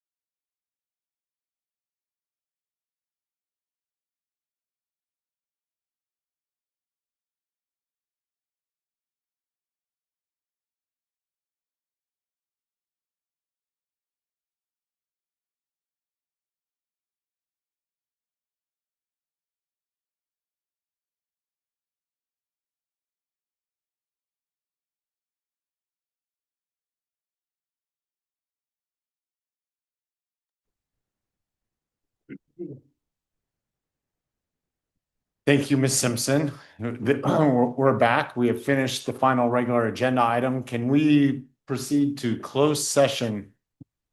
Supervisor statement comments. I'll get that opportunity. We aren't gonna need to report out after this? I think we'll be able to report out at our next regular meeting. Okay, thank you. So with that, supervisor announcements. I didn't know if we're coming back for report out or not. Supervisors announcements in compliance with Government Code Section 53232.3D. Board members shall provide brief reports on any meetings attended at the expense of the local agency and may make other announcements or report out.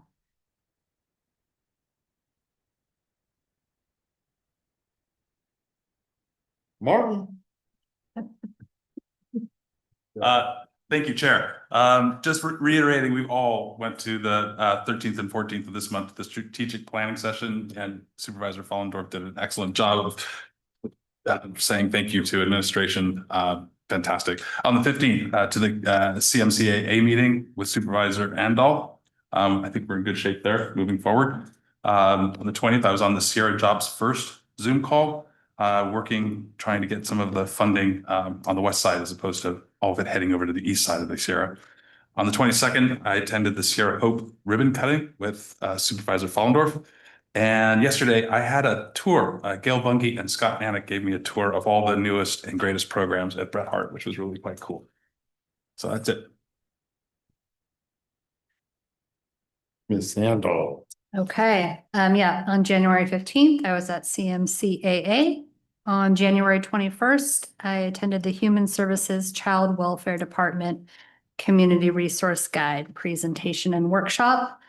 And then I attended the Upper McCallamy River Watershed Authority meeting on January 22nd. I attended a CHS bingo fundraiser on January 24th for the high school.